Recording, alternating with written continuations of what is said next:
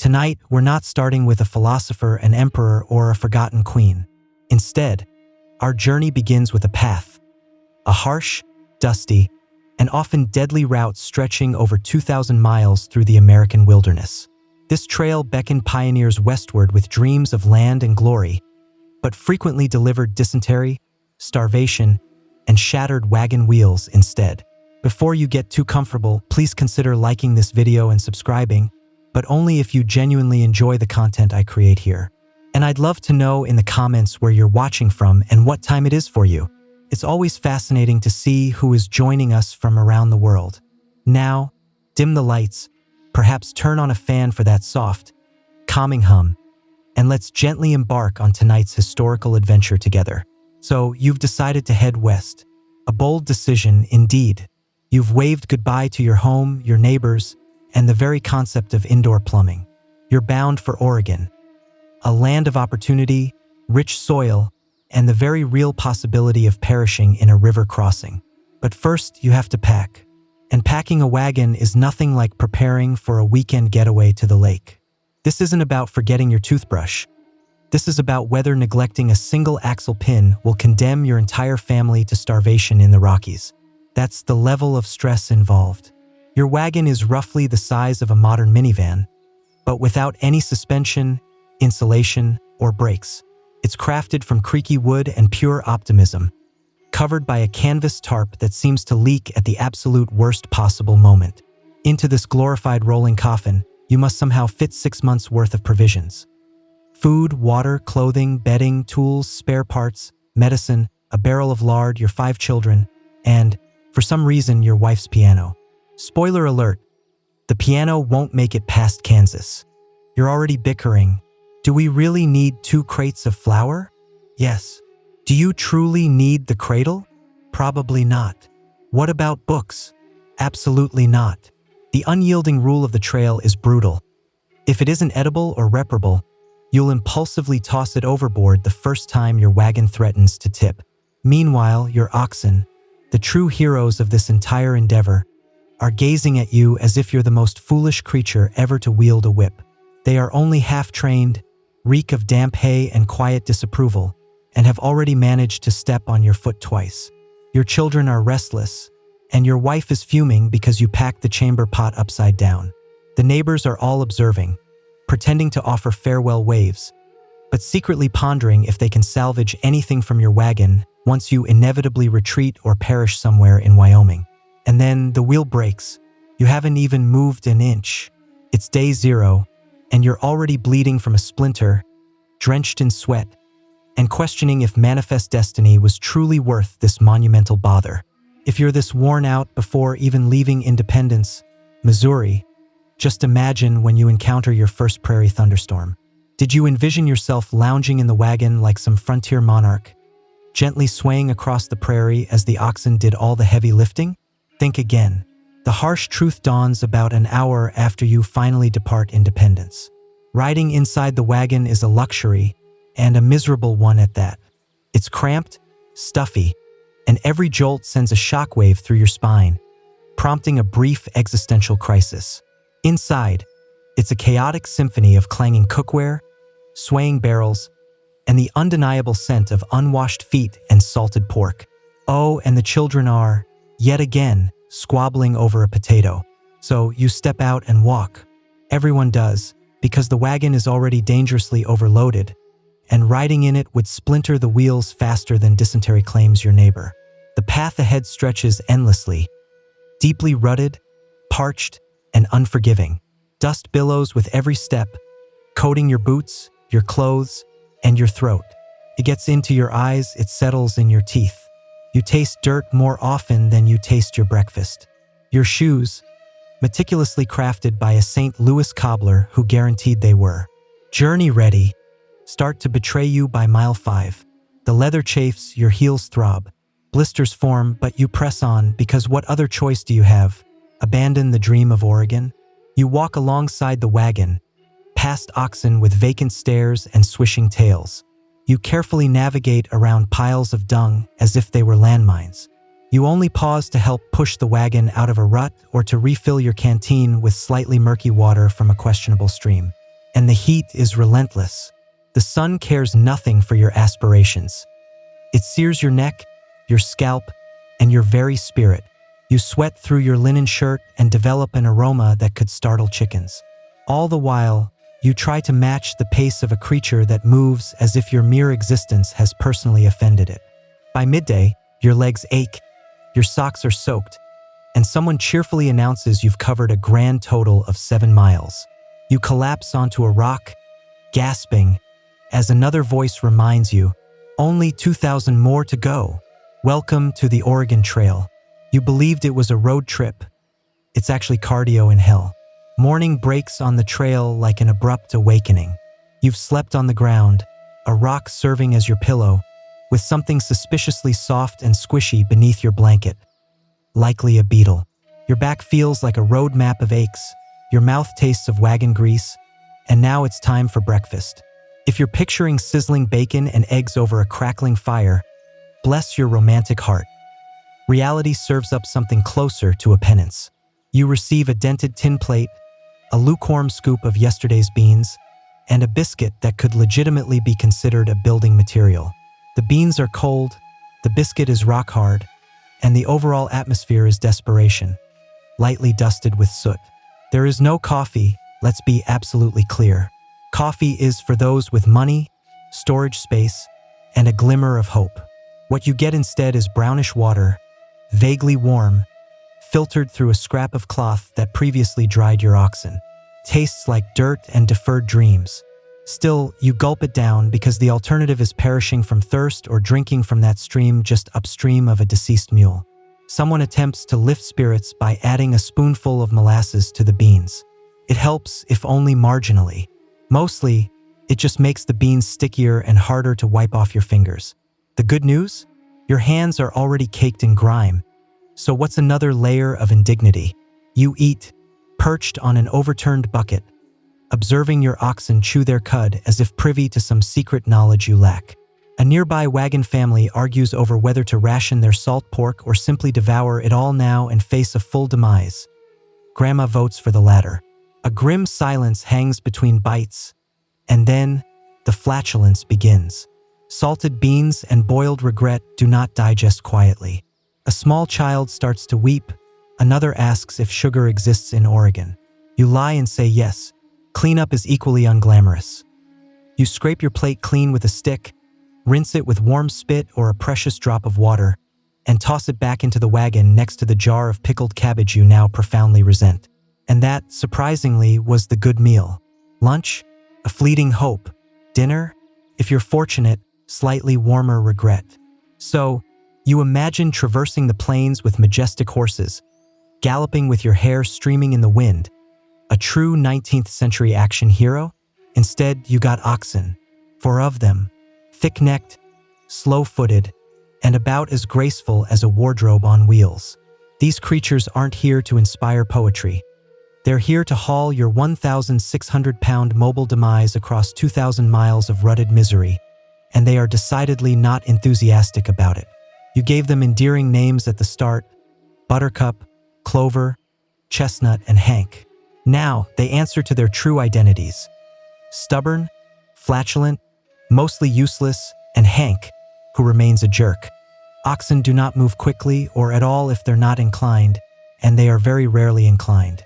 They stand there chewing slowly, staring blankly into space as if contemplating the futility of existence. You shout, they blink. You wave a stick, they fart. Occasionally, they move, but only after you've begun to walk away in utter despair. They also possess terrible steering skills. They enjoy wandering, typically towards poisonous plants, wasp nests, or treacherous drop-offs. It's as if their internal compass points directly to chaos. You try to guide them, but the yoke is twisted, the reins are frayed, and your patience evaporated somewhere around mile 2. And they are loud, mooing, snorting, groaning. It's like traveling with a quartet of bored trombones. At night, you tether them to a tree and pray they don't wander off, tip the wagon, or plot against you under the moonlight. But here's the crucial point. You desperately need them, because you aren't pulling that wagon, and neither is your 8-year-old son. regardless of his initial enthusiasm back in Missouri. Without the oxen, your journey ends right there. So you feed them, brush them, and even apologize after shouting, though deep down you suspect they relish your suffering. And when one inevitably goes lame, because of course it does, you limp onward, dragging everything a little more slowly, a little more sadly, praying the next trading post might miraculously have a spare. They say pioneers respected their animals. That's true, but it was a respect born of fear, exhaustion, and the stark realization that Hank could end your life by simply refusing to budge. It happens sooner than you anticipate. One moment, you're trudging along at your usual 1.5 miles per hour, humming a tune to stave off tears, and the next, crack, something snaps loudly, dramatically, as if the wagon itself has simply given up on life. Everyone halts. You glance around. The oxen continue chewing as if nothing has occurred. The children are digging in the dirt, engaged in a pretend picnic, but you know, deep in your soul, that something vital has broken.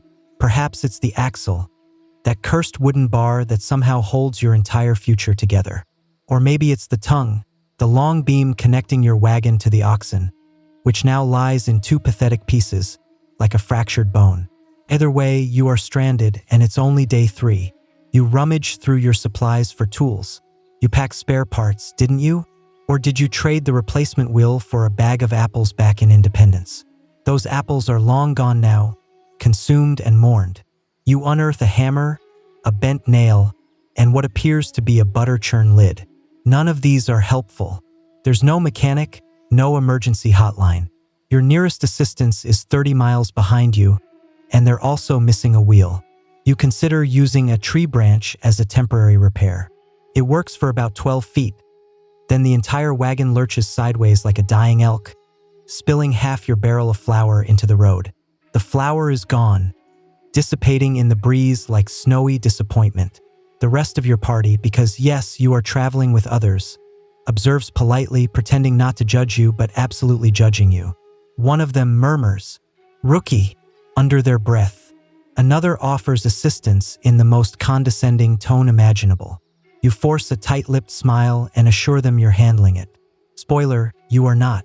By the end of the day, you've spent 6 hours carving a makeshift splint from firewood, lost a day's worth of progress, and discovered that wagon parts were apparently crafted from glass and treachery. You finally get moving again, a little slower, a little shakier, and then someone asks, "Hey, where's the water barrel?" You left it behind, of course. You truly did. You've reached your first river crossing. It's wide, muddy, and flowing fast enough to make you second-guess every decision you've ever made. On the other side, more trail, more misery. In between, your worst nightmare disguised as water. There's no bridge, naturally. This is 1845, not a leisurely hike. You have 3 options: ford it, float it, or pray intensely and try both. Option 1, ford the river. Drive the wagon straight through as if you're some sort of frontier Aquaman. The water is waist-deep, the current is powerful, and the bottom is a perilous mystery. Perhaps rocks, definitely holes, and emotionally, yes, eel monsters. Option 2, caulk the wagon and float. This involves coating the bottom of your wooden wagon with pitch or tar, then somehow convincing yourself this will transform it into a functional boat. You pile your terrified children into it, load your food barrels, and push off, desperately hoping it floats and doesn't immediately become an underwater coffin. Option 3, find a ferry. If you're fortunate enough to be near one, and if you can afford it. Some pioneers paid with silver, others with flour. One fellow traded a goat. You, however, traded your goat 2 days ago for a hat, so you're out of luck. You decide to attempt to ford it. Halfway across, one of the oxen panics and bolts sideways. The wagon tips, your crates slide, and your barrel of pickled cabbage performs a full Titanic reenactment. A scream echoes across the riverbank. You're not sure if it's from a child, your wife, or your own soul. You make it to the other side just barely, soaked, shivering, and missing one boot. Everything is drenched. Your clothes, your gunpowder, your flour, your dignity. A wooden spoon floats past you. It used to be in the soup pot. The pot is gone now, as is the soup. The children are crying, you're crying. One ox chews grass as if nothing happened. Another lies down in what appears to be sheer resignation. You attempt to start a fire to dry off, but surprise, wet wood refuses to burn. You finally collapse by the soggy wagon wheel, dripping and defeated, just in time to overhear someone ask, "Wasn't there a ferry half a mile upstream?" You knew it was coming. Perhaps you even joked about it back in Missouri when everything was still dry, clean, and untainted by impending horror. You laughed. Haha, dysentery, just like in the game. But now you're not laughing. You're sweating, trembling, and sprinting frantically toward the nearest bush. Dysentery doesn't arrive politely. It doesn't send a telegram or request to see your health insurance. It strikes with brutal speed, like an unseen punch to the intestines. One moment you're walking along, savoring a piece of jerky. The next your gut revolts with a vengeance that feels deeply personal. At first, you think it's just bad beans, or perhaps that murky water from the suspicious stream yesterday. But then your stomach emits a sound so unnatural it silences the entire camp. Even the oxen stare. And then you run. There are no toilets on the trail. There's just nature and profound shame. You find a spot behind a scraggly bush, armed only with a tattered scrap of cloth and a silent prayer. Meanwhile, the rest of the party quietly pretends not to notice. But oh, they notice. You spend the remainder of the day crouched, curled, or clenching, depending on the generosity of the digestive gods. Your wagon continues its journey without you. Your children inquire why daddy is walking strangely and why mommy smells like vinegar. There are no antibiotics, no Pedialyte, no option to call a doctor. There's only whiskey, boiled water, and the desperate hope that your body remembers how to function. Sometimes it subsides, sometimes it doesn't. Sometimes you simply stop walking because your legs are too weak to carry your burdens. You ask someone if you should just lie down and await the sweet embrace of death. They laugh, but it's not a cheerful laugh. It's a, "Yeah, me too," kind of laugh. By sundown, you've managed to sit upright, just in time for someone else in your wagon party to clutch their stomach and make a dash for your bush. It has begun again. Everyone gets a turn. It's not a question of if, only when. You begin the day optimistically, which is your first mistake. The sun is shining, the ground is dry, and for a fleeting moment you think, "Hey, maybe today won't be so bad." That's precisely when the Oregon Trail gods, those cruel, muddy deities, decide to roll the weather dice. By mid-morning, the sun has transformed into an oppressive furnace. There is no shade, no clouds, and certainly no breeze. You're sweating through your only shirt, which now smells like a gym sock's final moments. Your hat offers minimal protection, mostly from mosquitoes that buzz mockingly in your ear as you slap yourself repeatedly. You start shedding layers. First the coat, then the scarf, then all sense of dignity.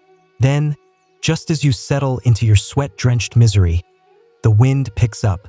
Within minutes, the temperature plummets like a body into the Snake River. You frantically scramble to put everything back on, but everything is either lost, damp, or mysteriously chewed at the edges. Thanks, goat.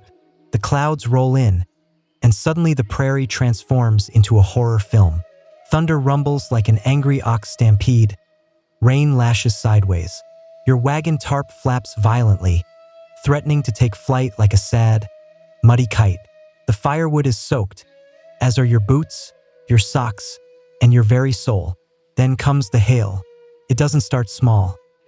It skips the polite pea-sized introduction and jumps straight to grape-sized sky bullets. One strikes your shoulder, and you seriously consider writing a will. Another pings off the coffee pot with such a sharp sound that your oxen attempt to lie down and surrender to the elements. Children are screaming, adults are screaming. A panicked man is chasing his hat across the prairie as if it owes him money. You duck beneath the wagon, clutching a bundle of wet blankets, and wonder if you'll ever feel warmth again. After an hour of ice-based torment, it stops.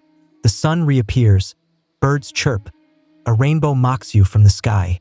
You emerge from under the wagon looking like a soaked biscuit. Someone offers you a cup of something warm. You take a sip. It's been water again. You nod in silent defeat, because you know what's coming next. nightfall, when things somehow managed to worsen. Remember back in Independence when you proudly loaded your wagon with sacks of flour, salted pork, beans, and dreams? Well, by day, whatever this is, all of it is starting to look questionable. You pry open a barrel of hardtack and discover it has the texture of limestone and the flavor of historical punishment.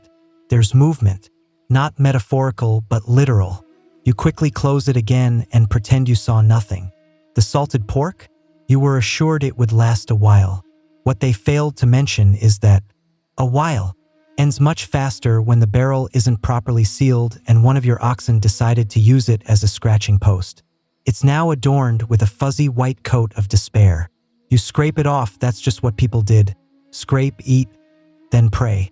Your flour is lumpy, your beans are infested with bugs, even your sugar smells like it's been through experiences. You shake the coffee tin, it's empty. You shed a small tear. Then there's the water.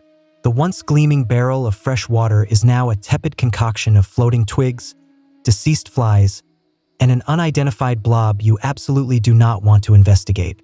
You strain it through a piece of cloth, possibly a former sock, and somehow convince yourself it's clean. It is not. Tonight's dinner is stew. Technically, it's a gray, unidentifiable mixture of mysterious beans, questionable pork, and a carrot that has clearly seen some things. The flavor is best described as boiled sadness. You chew slowly, telling yourself it's better than nothing. It isn't. Someone discovers a biscuit from day one. It's hard enough to deflect arrows. You break it with a rock. Inside, a small beetle. You name him Larry. Larry is the most nutritious part of your day. Food rotation is a game of edible Russian roulette. You sniff everything twice, then consume it anyway, because the only other option is fasting, which isn't a noble spiritual journey. It's just being hungry in a wagon next to someone loudly munching on pickled cabbage. By the end of the meal, you feel full but uneasy. There's a distinct bubbling sensation. You find yourself watching the bushes again. One more day, one more meal, one more reason you were probably not built for this. You awaken to the sound of deep sobbing. Not the usual kind. Not a child complaining about blisters or someone groaning about spoiled beans. No, this cry is different. Heavy, definitive. You step out of the wagon and instantly know someone died last night. Perhaps it was Old Man Jenkins, the one who looked like he was held together by sheer willpower and jerky. Or perhaps it was the little girl with the persistent cough. Or the baby born 3 days ago under the wagon during a thunderstorm. You didn't even know her name. There are no undertakers, no polished caskets, no solemn organ music. Just a shallow grave dug in hard dirt with a spade that also serves to scoop beans. The body is wrapped in a blanket, the least moldy one available, and gently lowered in with care, or at least with grim efficiency. The preacher in your group, who also functions as the blacksmith, offers a few words, something about dust, eternity, and the Lord's will. Someone coughs. Someone else mutters about moving on because the dead don't wait, but neither does the trail. There's no headstone, just a pile of rocks to deter scavengers. You carve a name into a piece of wood if you have the time. If not, well, they'll be forgotten by the next rainstorm. Sometimes you wonder how many graves you've already passed unknowingly. You try not to dwell on it. You concentrate on the wheel, the oxen, the miles ahead. You eat lunch with the bitter taste of morning in your mouth. A child asks why grandma isn't walking today. You lie again. At first, it shakes you, then it dulls, then it becomes an accepted part of the routine. Someone dies, you bury them, you move on. Trail statistics confirm this is normal. 1 in 10 never completed the journey. Disease, accidents, childbirth, sheer exhaustion. You were warned. You just didn't think it would be someone you knew, someone who shared their molasses with you, someone who helped push your wagon out of the mud. Now they're in the ground, and the trail continues to pull you forward. Grief on the Oregon Trail has no pause button. By now, you've learned that the Oregon Trail is less a rugged adventure and more a slow-motion breakdown accompanied by livestock. But just when you believe the worst is behind you, the dysentery, the blisters, the funerals, nature decides to roll out its own peculiar welcoming committee. First come the coyotes. They howl at night like a middle school flute recital. Loud, off-key, and deeply unsettling. At first, you mistake them for wolves. Then someone explains, no, wolves would be quieter. Coyotes want you to know they're laughing at you. Comforting. Then there are the snakes. Oh, the snakes. You roll up your bedding one morning and discover an uninvited guest curled up in the folds, napping as if it pays rent. It's a rattler. You scream, it does not. It merely flicks its tongue, seemingly unimpressed by your shrieking, and casually slithers off to find a less dramatic pioneer. By midday, you're refilling your canteen when you notice a set of tracks. Not oxen, not human.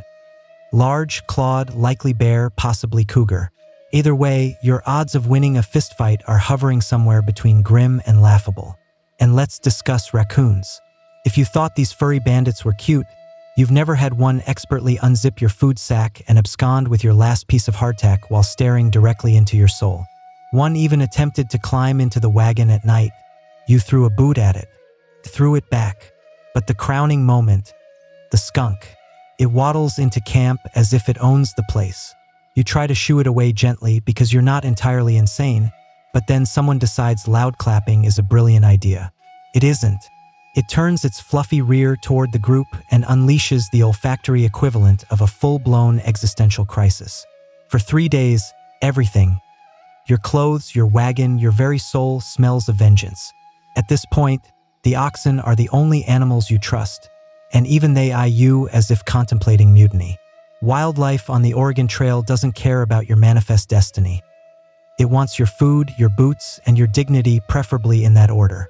At some point on the trail, probably around mile 500, you stop noticing how terrible everything smells. Not because conditions improve, but because your brain has effectively surrendered and quietly disengaged. Let's be honest, you haven't bathed since Missouri, and even that was more a hurried sponge down with lukewarm water and half a bar of soap that disintegrated the moment it touched human skin. Now, you're lucky if you get to splash your face with creek water that isn't actively flowing over a deceased squirrel. You'd love to change clothes, but they clean.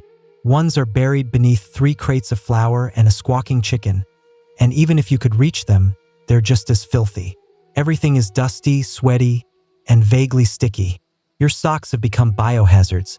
Your boots reek of fermentation, and your hair is a crunchy monument to trail dust, grease, and profound hopelessness.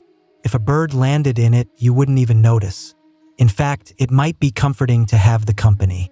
You've considered washing, truly you have, but that would require water, precious ration water, and using it on your body instead of your oxen is considered borderline treason.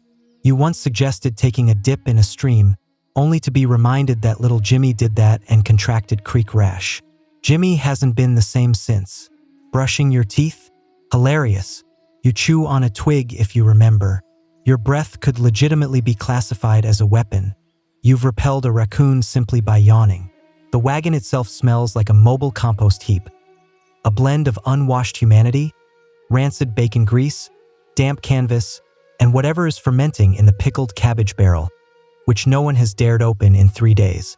Every night, you curl up in that chaos, wrapped in a damp blanket that may or may not be growing mold, and try to pretend you're still a functioning human being. By now, no one even comments. Everyone stinks equally. You pass each other and nod respectfully, not as friends, but as fellow survivors of the Great Odor War. Cleanliness, like comfort and joy, was something you definitively left behind in Missouri. Somewhere near the absolute middle of nowhere, possibly Nebraska, possibly limbo. It hits you, why am I doing this? You can't even recall anymore. Was it the allure of free land? The promise of adventure? A cousin in Oregon who sent one letter before vanishing in a logging accident? You gaze out at the endless plains, each one indistinguishable from the last, and begin to suspect this was less a journey and more a slow, dusty, regrettable error. Your back aches, your legs throb, your face feels as though it's been sandpapered by the wind, and your oxen, who now openly disregard your commands, look healthier than you do. Your fellow travelers are equally disheveled. One man now converses with his wagon wheel. Your wife hasn't spoken since Kansas, except to curse at the firewood. Your children ask if Oregon has real beds and proper food, and you reply with the vague confidence of someone who absolutely has no idea. You find a flat rock and sit on it, not merely because you're tired, which you are, but because your soul needs a moment to mourn. You used to be someone. You had shoes with intact soles. You had dreams. Now you have sunburn and a shirt that smells like boiled despair. A tumbleweed rolls past, almost mockingly. You try to journal, but the ink is dried out, and your fingers are too sore to grip the pen. So you just stare and reflect and regret. Then someone in your group cheerfully shouts, "Only 1,000 more miles to go." You don't respond. You simply lie flat on your back in the dust and make peace with the prairie. A vulture circles overhead. You wave at it. Probably waves back.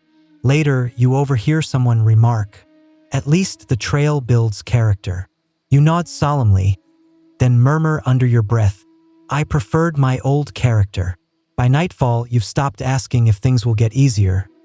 You now just ask if they'll stop getting worse. And that, truly, is the Oregon Trail mindset. Not hope, not determination, but a quiet, dusty form of acceptance. You keep walking not because you want to, but because going back would mean walking all the way back. By this point, you've stopped functioning like a typical human being. You've gone feral in a quiet, dusty, and severely dehydrated manner. You no longer perceive the wagon as merely a tool or a burden. It has become your sole constant companion, your home, your adversary, your therapist. You find yourself talking to it, at first just muttering, "Let's get over this hill, girl." Then full-blown conversations erupt. "No, I don't think the oxen are pulling their weight. Thank you for noticing." If anyone overhears you, they wisely don't comment.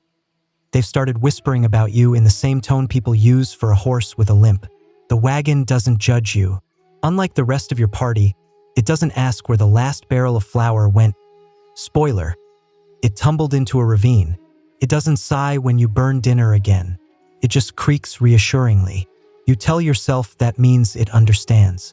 You've even personalized it now, given it a name, something sturdy like Clara or Old Maud. You pat it in the mornings, you apologize when a wheel hits a rock too hard. When it groans under a heavy load, you whisper, "I know, girl, I know." One day, someone discovers you polishing the axle with your shirt sleeve, murmuring sweet nothings about reinforced dowels. They slowly back away, probably a smart move. And it's not just the wagon you're forming emotional attachments to. It's anything with weight and silence. Your shovel has become a confidant. Your coffee pot is a symbol of hope. The dent in your mess tin a constant reminder of that hailstorm from Chapter 8. You treasure these items. The trail has stripped away everything unnecessary. Hygiene, modesty, social norms. What remains is you, a few dented cooking supplies, and a wagon that feels more real than half the people you started with. At night, you rest your head against its wooden frame and fantasize about a life beyond the trail. One with chairs, walls, and meals that don't contain insects. Perhaps Clara, the wagon, will accompany you. Maybe she'll retire beside your cabin, a weathered monument to your shared trauma. Or maybe she'll become firewood. But tonight, she is your best friend. You did it. You've made it to Oregon. You're still standing, barely, and so is your wagon, though it now emits a sound like a dying wail with every turn. The oxen have entirely ceased acknowledging your existence. They simply stare into the horizon as if they've witnessed too much. After over 2,000 miles of suffering, you've arrived at what was promised to be paradise. You anticipated rolling green valleys, birdsong, and people applauding your heroic arrival. Instead, you get rain. Constant, bone-soaking, soul-eroding rain. The trail finally concludes in a clearing that resembles a swamp more than a promised land. The fields are muddy, the trees loom with a sense of judgment, and the welcoming committee consists of yet another wagon party arguing over who gets the least muddy patch of grass. You squint at your surroundings, waiting for that magical moment of triumph, fulfillment, purpose, to strike. But all you feel is exhaustion and an annoying itch, likely lice. A man hands you a shovel and says, "Welcome, start digging." You think he's joking. He isn't. There's no town, no waiting cottage, no steaming bowl of stew offered by a grateful settler. There's just land. Wet, wild, untouched land. Yours, apparently, provided you can survive on it, build on it, cultivate it, and somehow avoid dying on it. You glance at your family. They resemble extras from a zombie film. Dirty, disheveled, hollow-eyed, and emotionally spent. The baby is chewing on a rock. No one has the energy to stop her. Your wagon, Clara, shudders one last time and collapses into a defeated heap of timber. You whisper, "Thank you," and pretend it wasn't an emotional moment. You slowly realize that this isn't the end of anything. It's merely the next chapter of arduous labor, unappetizing food, unpredictable weather, and ongoing ox-related conflicts. But you also realize something else profound. You made it. Not everyone did. Not everyone could. You are changed, hardened, perhaps even haunted. But you survived the Oregon Trail. And if you can accomplish that, well, maybe you truly can do anything except eat another salted bean. You are finished with those forever. In the grand theater of ancient politics, Cleopatra VII of Egypt didn't just play her part. She completely rewrote the script. Her connections with Julius Caesar and later Mark Antony are often seen as romantic, but beneath the surface, these were cold, precise alliances, meticulously crafted for survival and dominance. When Cleopatra ascended to the throne of Egypt in 51 BCE, she wasn't alone. She co-ruled with her younger brother, Ptolemy XIII, as was traditional for their dynasty. However, the young king's advisors quickly moved to sideline her, forcing Cleopatra into exile. Her response wasn't to gather an army or plead for mercy. It was to align herself with the most powerful man in the known world. Cleopatra understood that forming an alliance with Rome meant securing the future of her kingdom. She had herself discreetly brought into Julius Caesar's quarters, purportedly rolled inside a carpet. Beyond the theatrics, she offered Caesar something more valuable than affection: stability in a volatile region and the vast wealth of Egypt's grain and gold. Caesar, entangled in his own civil war back home, recognized the benefit. He helped Cleopatra defeat her brother and reinstated her as queen. Soon after, their son, Caesarion, was born, though never formally acknowledged by Rome. Years later, Cleopatra applied the same strategy. When Caesar was assassinated, the Roman world plunged into chaos. Cleopatra recognized another opportunity. She forged a powerful alliance, both political and personal, with Mark Antony, one of Rome's leading triumvirs. With him, she had 3 children and jointly governed vast territories stretching from Egypt to Syria. Their union directly challenged Octavian, who would later become Augustus. He exploited their relationship for propaganda, portraying Cleopatra as a manipulative Eastern temptress corrupting a noble Roman general. The reality was far more intricate. Cleopatra was utilizing marriage and motherhood as vital instruments of statecraft. She wasn't seducing Roman men for mere pleasure. She was ensuring her dynasty's position in a world increasingly controlled by Rome. Her downfall came not from a misstep in love, but from a miscalculation in power. When Antony and Cleopatra were defeated at the Battle of Actium, it wasn't just the end of a romance. It marked the collapse of a diplomatic strategy honed over centuries. Cleopatra's life illustrates that in the ancient world, marriage was less about love and more about leverage. Before Cleopatra skillfully used marriage as a tool, another queen had already demonstrated its immense power. Olympias, mother of Alexander the Great. Born into the ruling house of Epirus, Olympias was married to King Philip II of Macedon as part of a strategic alliance. On the surface, it seemed a typical dynastic union, but Olympias refused to be a mere pawn. She played the long game. Philip II had many wives. His marriages were almost entirely political, each one designed to secure loyalty from various tribal regions surrounding Macedon. Olympias distinguished herself not only as the mother of his heir, but also through her fierce intelligence, deep religious convictions, and political acumen.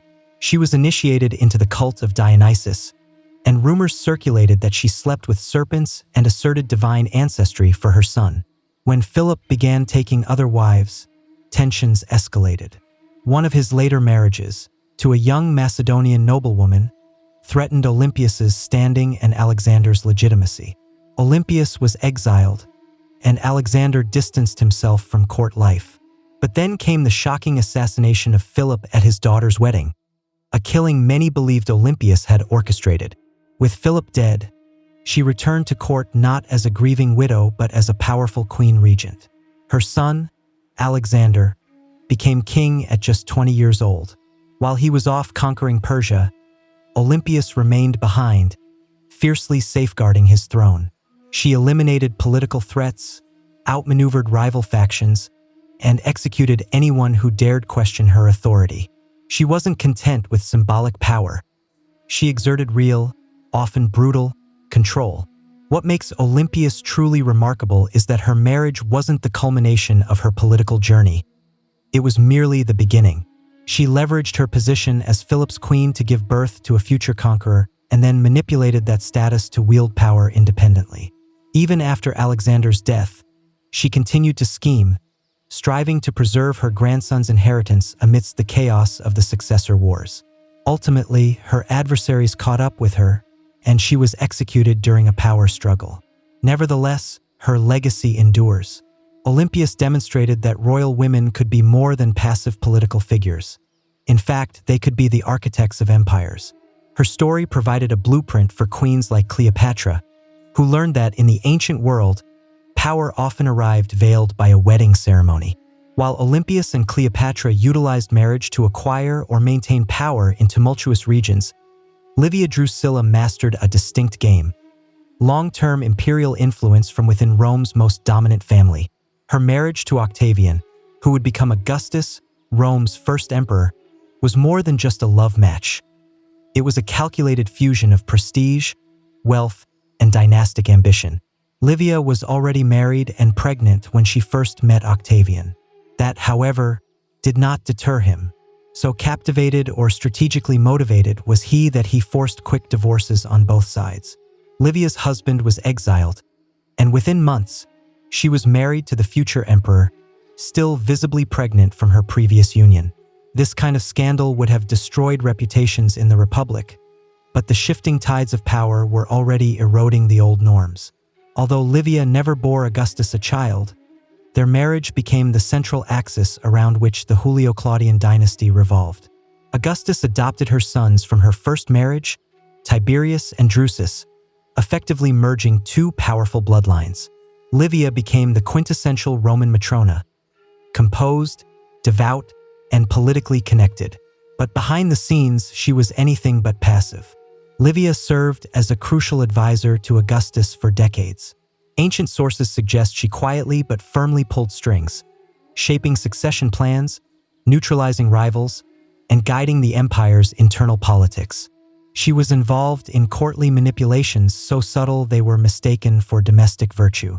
Tacitus, known for his cynicism, later accused her of poisoning rivals, including potential heirs, to ensure that her son Tiberius would eventually become emperor. Whether that is true or not is beside the point. What truly matters is that Roman historians even believed she could have done it. That alone speaks volumes about her power. When Augustus died, he left Livia not only immense wealth but also significant political authority. She was granted the title Augusta and was venerated in temples, a privilege typically reserved for deities. Her influence over her son Tiberius was strained and often troubled, but the fact remained: she had helped construct an imperial dynasty from within a marriage. Livia's story reveals how Roman women, despite lacking official political office, could wield dynastic power through the institution of marriage. In the empire, alliances were forged not solely on the battlefield, but within bedrooms, cradles, and bloodlines. Fast forward nearly 8 centuries, and we arrive at the court of Charlemagne, king of the Franks and emperor of the Carolingian Empire. Unlike Cleopatra or Livia, Charlemagne didn't use marriage to ascend to power. He was the existing power structure. However, his approach to marriage alliances, particularly concerning his daughters, reveals a new aspect of dynastic control: strategic celibacy. Charlemagne himself married multiple times and had numerous concubines. Each union was political, a means to solidify alliances with powerful Germanic tribes, Lombard kings, or noble Frankish families. But when it came to his daughters, he adopted a strangely possessive stance. Despite living in an era where princesses were routinely exchanged like diplomatic currency, Charlemagne refused to marry off his daughters to foreign rulers or even local aristocrats. Why? There's no definitive answer. Some scholars suggest Charlemagne feared powerful sons-in-law might become rivals, potentially challenging his rule or disrupting the delicate balance of noble loyalties. Others believe it was a matter of control. By keeping his daughters unmarried, he ensured that all future dynastic decisions would originate directly from his lineage and not be diluted by external influence. However, this didn't mean his daughters lived like nuns. In fact, several had long-term lovers or bore children outside of marriage, sometimes even within Charlemagne's own household. Rather than punishing them, he allowed these arrangements to continue discreetly, perhaps preferring domestic indiscretion over geopolitical risk. It was a peculiar contradiction: public chastity, private leniency. This policy, however, had consequences. It deprived the Carolingian Empire of potential diplomatic ties at a time when marriage could have settled border disputes or stabilized regions. More significantly, it placed his daughters in an ambiguous social position: royal by birth, but unofficial in their roles, neither queens nor true courtiers. They lived in a kind of gilded purgatory. After Charlemagne's death, his son Louis the Pious reversed the policy, marrying off female relatives to consolidate alliances. But the precedent had been established. Marriage wasn't a given for royal daughters. It was a weapon to be withheld as easily as it was wielded. Charlemagne's unique strategy demonstrated that withholding marriage could be as politically charged as arranging one. In the politics of royal alliances, even inaction spoke volumes. In the heart of Constantinople, where Roman tradition met Eastern intrigue, marriage alliances acquired yet another dimension, blending imperial theology, social mobility, and raw political theater. No figure illustrates this more vividly than Empress Theodora, the wife of Justinian I. Unlike the royal-born Olympias or the dynastically established Livia, Theodora began life far from the opulent halls of power. She was the daughter of a bear trainer and, according to some accounts, worked as an actress and courtesan, a background that would have disqualified her from marrying into nobility in almost any other empire. But Justinian recognized something extraordinary in her: intelligence, charisma, and unparalleled political shrewdness. Against immense opposition from the Byzantine aristocracy, he married her, and she became empress in 527. Theodora's ascent was not just a personal triumph. It fundamentally disrupted the established marriage system. Byzantine emperors were expected to marry noblewomen from prestigious families to secure alliances.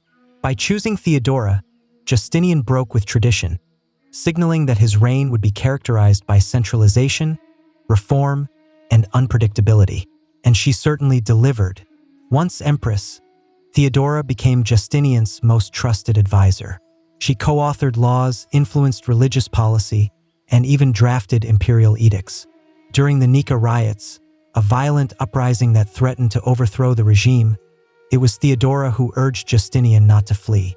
Her legendary statement, "Purple makes a fine burial shroud," convinced him to stand firm, crush the rebellion, and save the empire. Theodora also championed women's rights, enacting laws to protect actresses, outlaw forced prostitution, and improve legal protections for women. Her reforms weren't solely moral, they were politically astute. By reshaping the legal status of lower-class women, she expanded her base of support and undermined elite monopolies. Her marriage to Justinian wasn't a traditional alliance between noble houses. It was a partnership founded on shared ideals and ambition, yet it created ripple effects across the empire. Aristocrats were outraged, but commoners found hope. Foreign courts observed the couple's strength, and their united front made Byzantium appear more stable and formidable. Theodora's story illustrates how a marriage could not only reflect the political landscape but entirely redefine it. In the Byzantine Empire, love and power were not opposing forces. They were mutually reinforcing engines of reinvention. Few women in medieval Europe wielded more influence through marriage than Eleanor of Aquitaine.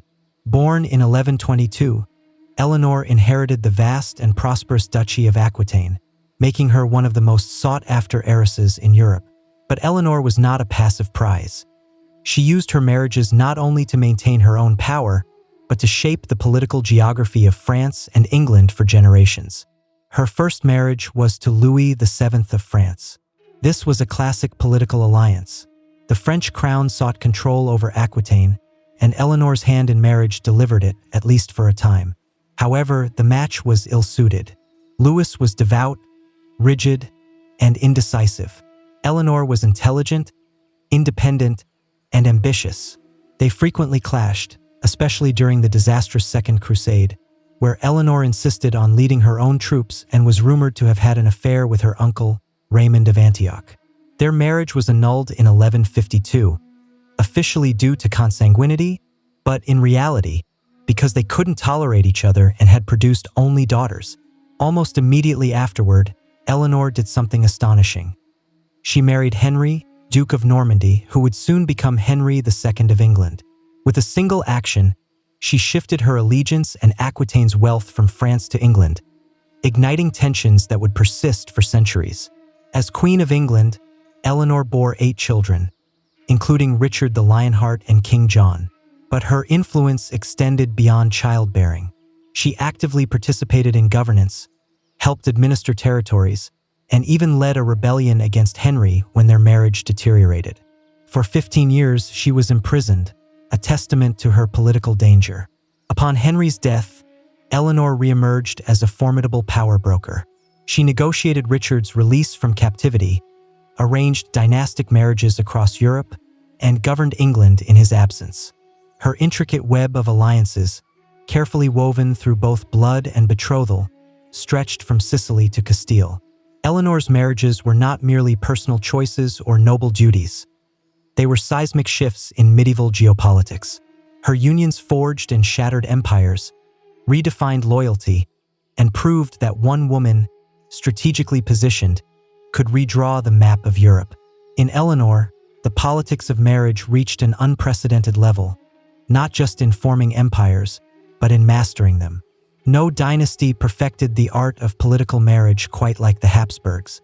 From the late Middle Ages into the modern era, this expansive European family broadened its power not through warfare but by strategically marrying into every royal house worth courting. Their motto could well have been, "Why fight when you can wed your way to dominance?" At the core of this strategy was Maximilian I, Holy Roman Emperor in the late 15th century. His marriage to Mary of Burgundy in 1477 brought the wealthy and often rebellious Burgundian territories under Habsburg control, an acquisition that gave his family a crucial foothold in Western Europe and made the French uneasy for centuries. But Maximilian's most impactful move involved his children. His son, Philip the Handsome, married Joanna of Castile, heir to the combined Spanish kingdoms of Aragon and Castile. This union produced Charles V, arguably the most powerful man in 16th century Europe. Charles inherited Spain, the Netherlands, Austria, and parts of Italy, not through conquest, but by virtue of these carefully arranged unions. He even ruled lands in the Americas, all thanks to strategic paperwork, not warfare. The Habsburgs elevated this strategy to almost absurd levels. They were notorious for marrying cousins, nieces, and even uncles to nieces in a relentless effort to keep power concentrated within the family. It worked until it didn't.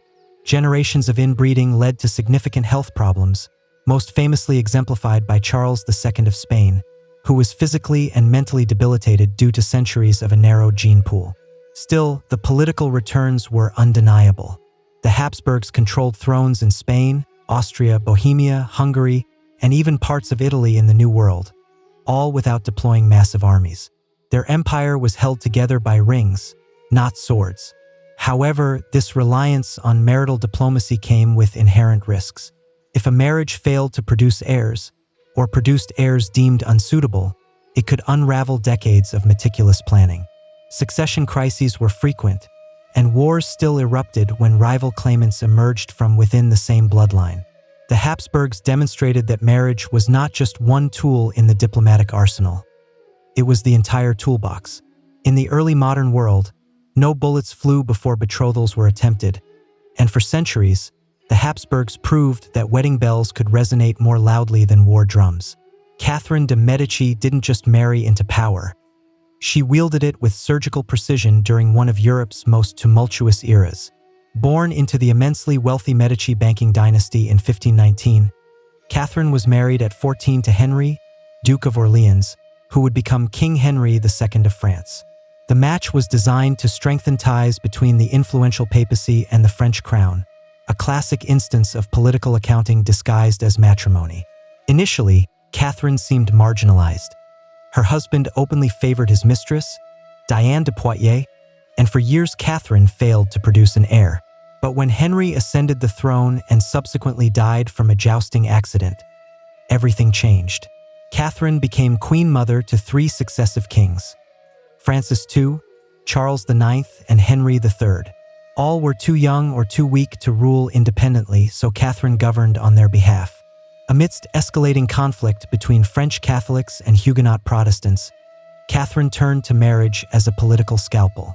Her most controversial action came in 1572, when she orchestrated the marriage of her daughter, Margaret of Valois, to the Protestant Prince Henry of Navarre. The aim was to bring peace to a fractured kingdom through a symbolic union. Instead, the marriage ignited one of the bloodiest episodes in French history. Days after the wedding, Catholic mobs unleashed a massacre on Huguenot guests in what became known as the St. Bartholomew's Day Massacre. Thousands were slaughtered, and Catherine was accused, both then and now, of orchestrating the entire ambush. Whether she directly ordered the killings remains debated, but she certainly used the marriage to lure Protestant leaders into a vulnerable position. Even after the carnage, Catherine did not abandon her marriage strategies. She spent years negotiating further dynastic unions, hoping to balance the power of French noble families and maintain royal control. Through it all, she maintained her grip on France, not as a warrior, but as a mother, matchmaker, and manipulator. Catherine de' Medici transformed the royal wedding into a chess move where every bride and groom was a pawn in a larger game. Her legacy is one of brilliance and bloodshed, proof that in the high-stakes world of early modern Europe, a marriage could spark a war just as easily as it could end one. From Cleopatra to Catherine de' Medici, marriage was employed like a sword, sharp, strategic, and often double-edged. Across the ancient and early modern world, royal unions were rarely about affection. They were meticulously planned diplomatic maneuvers designed to consolidate power, forge peace, or outmaneuver rivals. Yet for all their ceremonial splendor and supposed permanence, these alliances were precarious, their outcomes unpredictable. On the surface, marriage promised stability. Cleopatra's union with Mark Antony, Eleanor of Aquitaine's marriages to French and English kings, or Catherine de' Medici's wedding diplomacy all aimed to resolve conflict through union. But more often than not, these alliances merely postponed inevitable power struggles or even triggered them. What's striking is the consistent application of this method across different times and cultures. Whether it was the Macedonians using marriage to bind the fractured Greek world, the Romans fusing noble houses for succession security, or the Habsburgs acquiring territory through vows, the underlying logic remained the same. Control the family and you control the future. However, this approach came at a cost, particularly for the women involved. Royal daughters were treated less as individuals and more as bargaining chips, their value measured in dowries, strategic position, and childbearing potential. And yet some, like Olympias, Theodora, Eleanor, and Catherine, subverted this very system. They played the game so effectively that they transitioned from being pieces on the board to players actively moving the pieces. Even so, the system was never foolproof. Marriages failed, heirs died, political tides shifted. What began as a dynastic solution often disintegrated into crisis, civil war, or dynastic extinction. The Habsburgs' excessive inbreeding, for instance, ultimately weakened the very bloodline they sought to preserve. By the modern era, marriage alliances began to lose their grip on geopolitics. The rise of nationalism, democratic movements, and modern diplomacy diminished the role of matrimony in statecraft. Still, echoes remain in constitutional monarchies, in ceremonial state visits, and in the enduring fascination with royal weddings. The politics of ancient marriage alliances weren't just about affection or public image. They were about survival. And for centuries, a royal wedding was not just a personal event. It was a declaration of intent, an act of war or peace sealed with a kiss or, more precisely, with a contract and a crown. The narrative of the Trail of Tears doesn't begin with soldiers and wagons. It starts decades earlier in the fertile woodlands of the American Southeast, lands that had long been home to the Cherokee, Choctaw, Chickasaw, and Seminole nations. These were not isolated tribes unfamiliar with European ways. They possessed established trade networks, complex governance structures, sophisticated agriculture, and well-developed diplomacy that had evolved over centuries. By the early 19th century, many of these tribes were actively seeking to coexist with the expanding United States. Some even adopted European customs: Christianity, formal constitutions, plantation-style agriculture, and the ownership of enslaved people. But none of that ultimately mattered. As the U.S. population surged after the War of 1812, so too did its demand for land, particularly in the South where cotton was quickly becoming dominant. White settlers, supported by local militias and opportunistic politicians, began encroaching on native land, pushing boundaries with a sense of entitlement veiled in the ideology of manifest destiny, the belief that Americans had a divine right to expand across the continent. Despite formal treaties guaranteeing native tribes sovereignty over their ancestral lands, these agreements were repeatedly disregarded or renegotiated under immense pressure.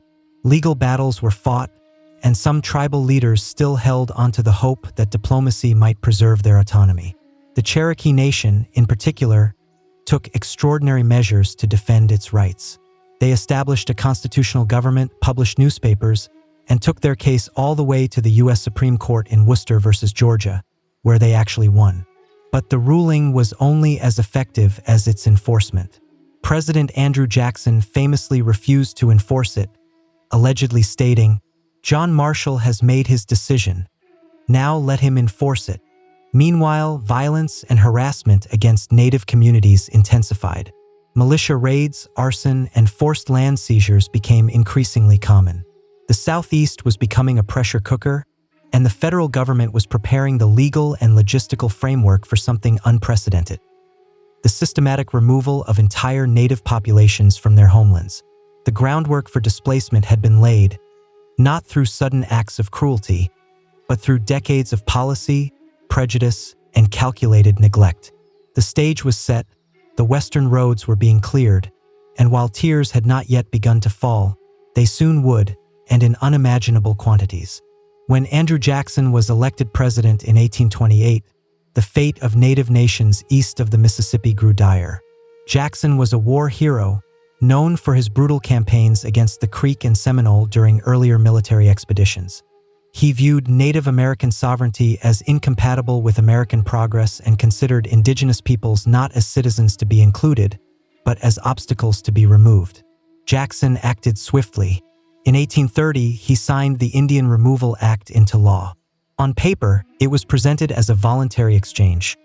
Tribes would relocate west of the Mississippi River in return for land, money, and government support. But in reality, it was legalized coercion.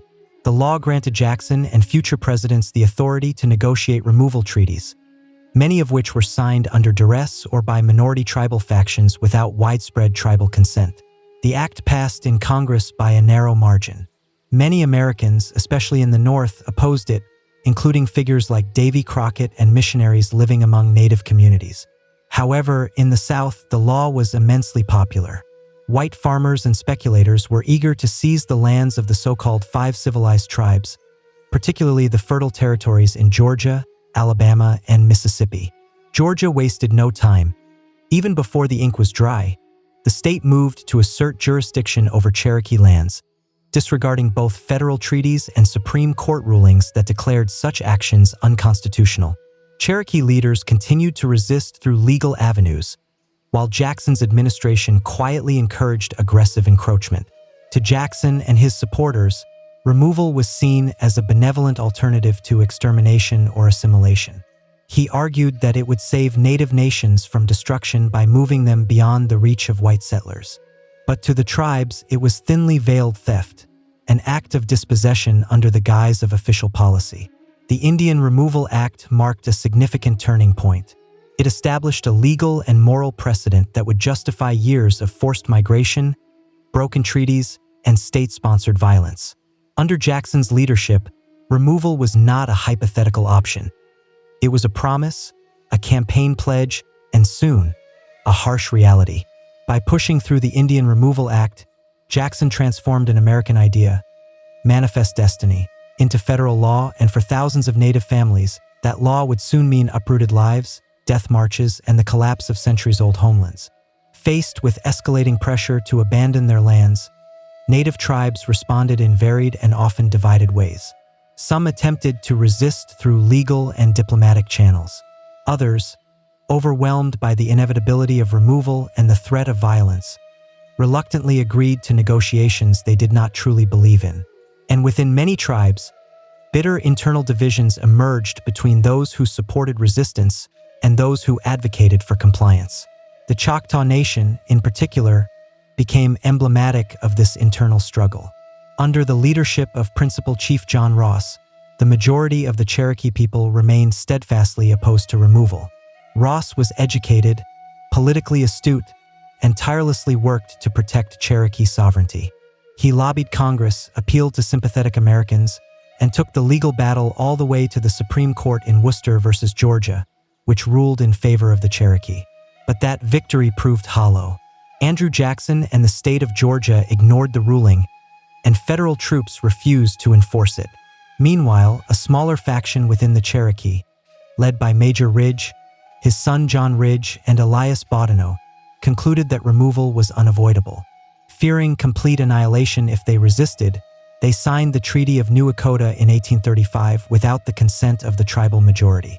This treaty ceded all Cherokee lands east of the Mississippi in exchange for land in Indian Territory and financial compensation. For the U.S. government, this provided the necessary legal cover. For the Cherokee people, it was a profound betrayal. The Treaty of New Echota passed in the U.S. Senate by a single vote, despite widespread protests. John Ross submitted a petition with over 15,000 Cherokee signatures, almost the entire population, opposing the treaty, but it was disregarded. The government had achieved its goal, a signature on a treaty, however illegitimate. Similar patterns unfolded among the Choctaw, Creek, Chickasaw, and Seminole. In many instances, tribal leadership was fragmented, treaties were signed under duress or by unauthorized representatives, and communities were torn between those who hoped to survive by yielding and those who resisted at any cost. By the mid-1830s, the machinery of removal was already moving forward relentlessly. What had once been debated in Congress and the courts was now becoming a grim reality. And for many tribes, resistance had failed, not due to a lack of courage, but because the sheer weight of American expansionism was too great to stop. The first major test of the Indian Removal Act occurred with the Choctaw Nation in 1830.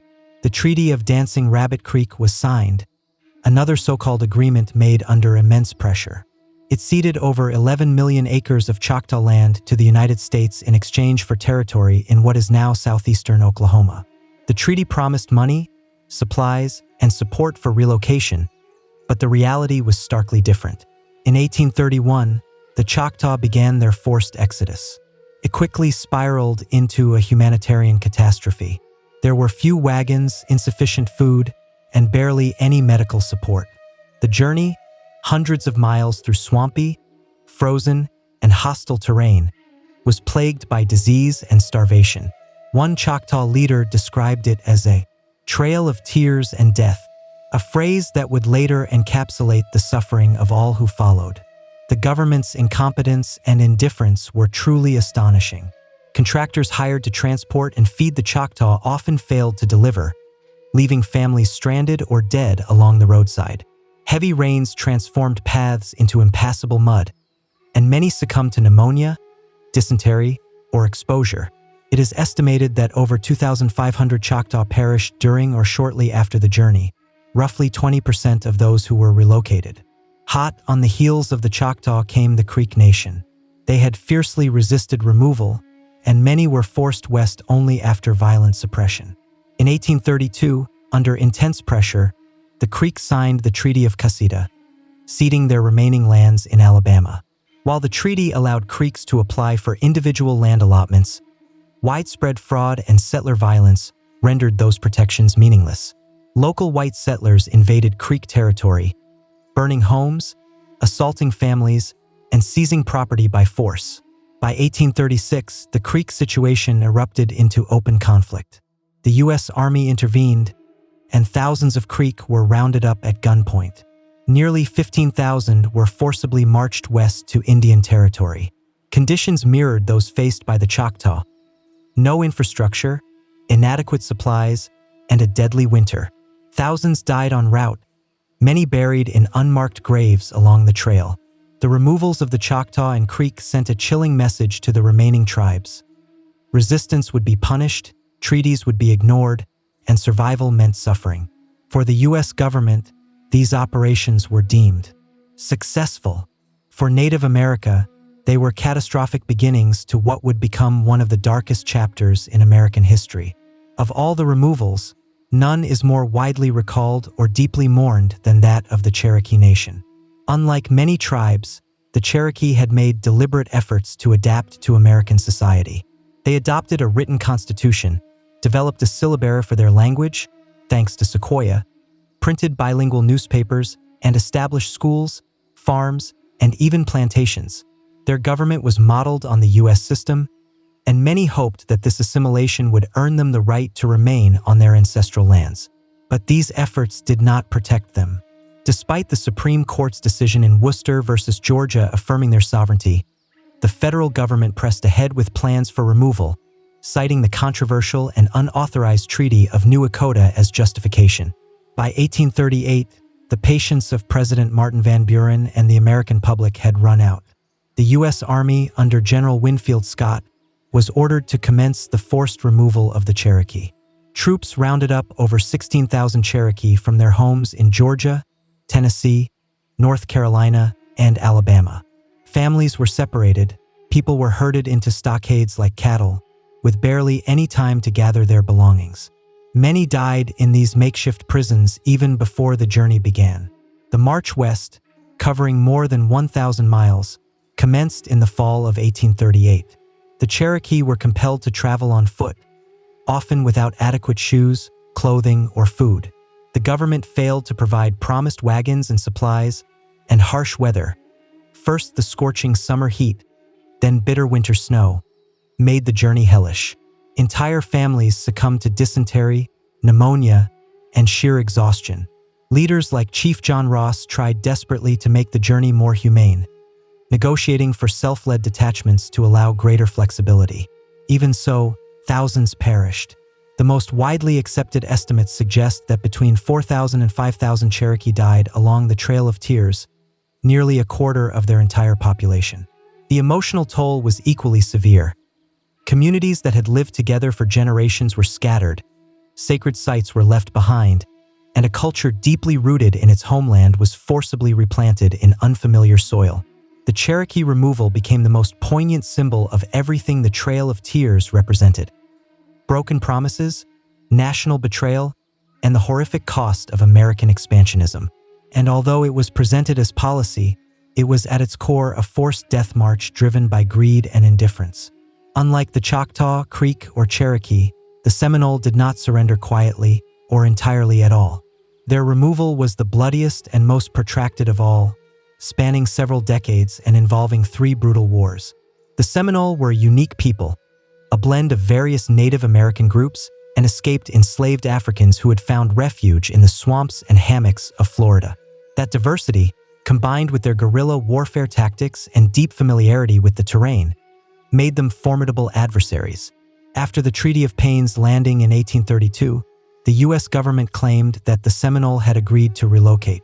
But many Seminole leaders rejected the treaty, arguing it had been signed by a small, unrepresentative group under false pretenses. When American troops arrived to enforce removal, resistance erupted into open warfare. The Second Seminole War, which began in 1835, became one of the longest and most costly Indian conflicts in U.S. history. Led by the charismatic and defiant warrior Osceola, the Seminoles struck swiftly from the shadows. They ambushed troops, vanished into the Everglades, and refused to submit. Osceola himself became a powerful symbol of indigenous resistance. Eloquent, fearless, and unbroken, but his story ended in betrayal. In 1837, Osceola was captured under a false flag of truce during supposed peace negotiations. He was imprisoned and died of illness shortly after his capture. Osceola's capture marked a turning point, but not the end. Fighting continued for years. The government poured millions into the campaign, deploying tens of thousands of troops in an effort to eliminate the resistance. Ultimately, thousands of Seminole were killed or forcibly removed, sent to Indian Territory in Oklahoma. Yet some held on. A small number of Seminole families never surrendered, retreating deeper into the Florida wilderness. Their descendants remain in Florida to this day, proud of being the only major tribe that never signed a formal surrender treaty. The Seminole resistance challenged the narrative that native removal was inevitable or orderly.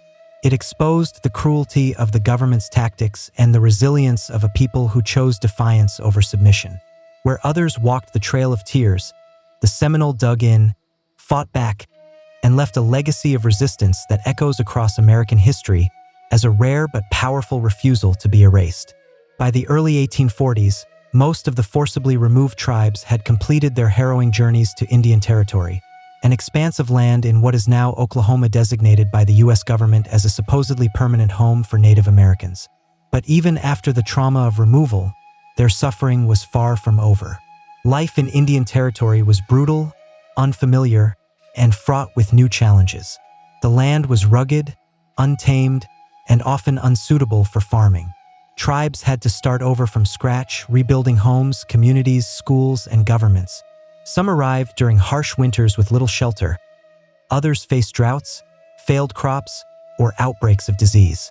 The promised supplies, tools, and financial compensation from the U.S. government were frequently delayed, mishandled, or stolen by corrupt Indian agents. Starvation and illness were common in the early years. The psychological toll was equally severe. Communities that had lived for generations in tightly knit villages were scattered. Ceremonial grounds, sacred rivers, and burial sites had been left behind. Entire cultures were uprooted and forced to adapt to new conditions under constant federal surveillance. And yet, resilience persisted. The Cherokee rebuilt their government and reestablished their school system. The Choctaw drafted a constitution. The Creek, Chickasaw, and Seminole worked to preserve their traditions while adapting to a landscape never meant to be theirs. These efforts were acts of defiance, proof that cultural annihilation had not succeeded. Still, tensions simmered beneath the surface. The divisions sown by forced treaties, especially among the Cherokee, lingered. Supporters of the Treaty of New Echota, like Major Ridge and Elias Boudinot, were assassinated by fellow Cherokee who viewed them as traitors. Grudges festered, and rival factions disrupted tribal unity. Moreover, Indian Territory was never truly secure. White settlers and land speculators continued to push the boundaries, hungry for more territory. The federal government began renegotiating new treaties, demanding further land cessions and opening the door for railroads, missionaries, and commerce. The so-called permanent Indian frontier proved anything but. Life in Indian Territory was meant to be a solution, a final settlement where native tribes could live in peace.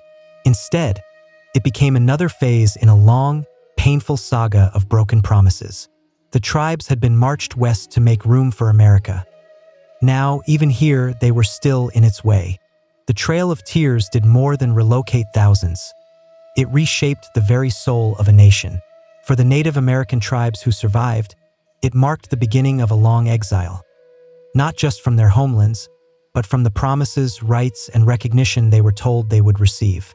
For the United States, it became a symbol, sometimes proudly, sometimes shamefully, of the nation's willingness to sacrifice justice for expansion. The betrayal was not just a single moment. It was systemic. Treaties were made and broken with astonishing regularity. The Indian Removal Act had promised lands in perpetuity, yet within decades, even those lands were being taken. In the late 19th century, the Dawes Act would divide tribal lands into individual plots, opening up more territory for white settlers and further undermining communal sovereignty. The loss was not just physical. It was cultural, spiritual, generational. Oral traditions were interrupted, languages threatened, and traditional governance systems eroded. Yet, for all the damage inflicted, native identity endured. The forced removals became a point of mourning, but also a rallying cry for resistance, remembrance, and eventual resurgence. In the broader American consciousness, the Trail of Tears was long neglected or presented in a softened light in schoolbooks and public memory. It was often portrayed as a sad but necessary step in building a great nation. Only in the late 20th century did a wider public reckoning begin. Monuments were erected, historical trails marked, and official apologies issued. In 1987, the U.S. Congress designated the Trail of Tears National Historic Trail, recognizing the path of suffering taken by the Cherokee and other tribes.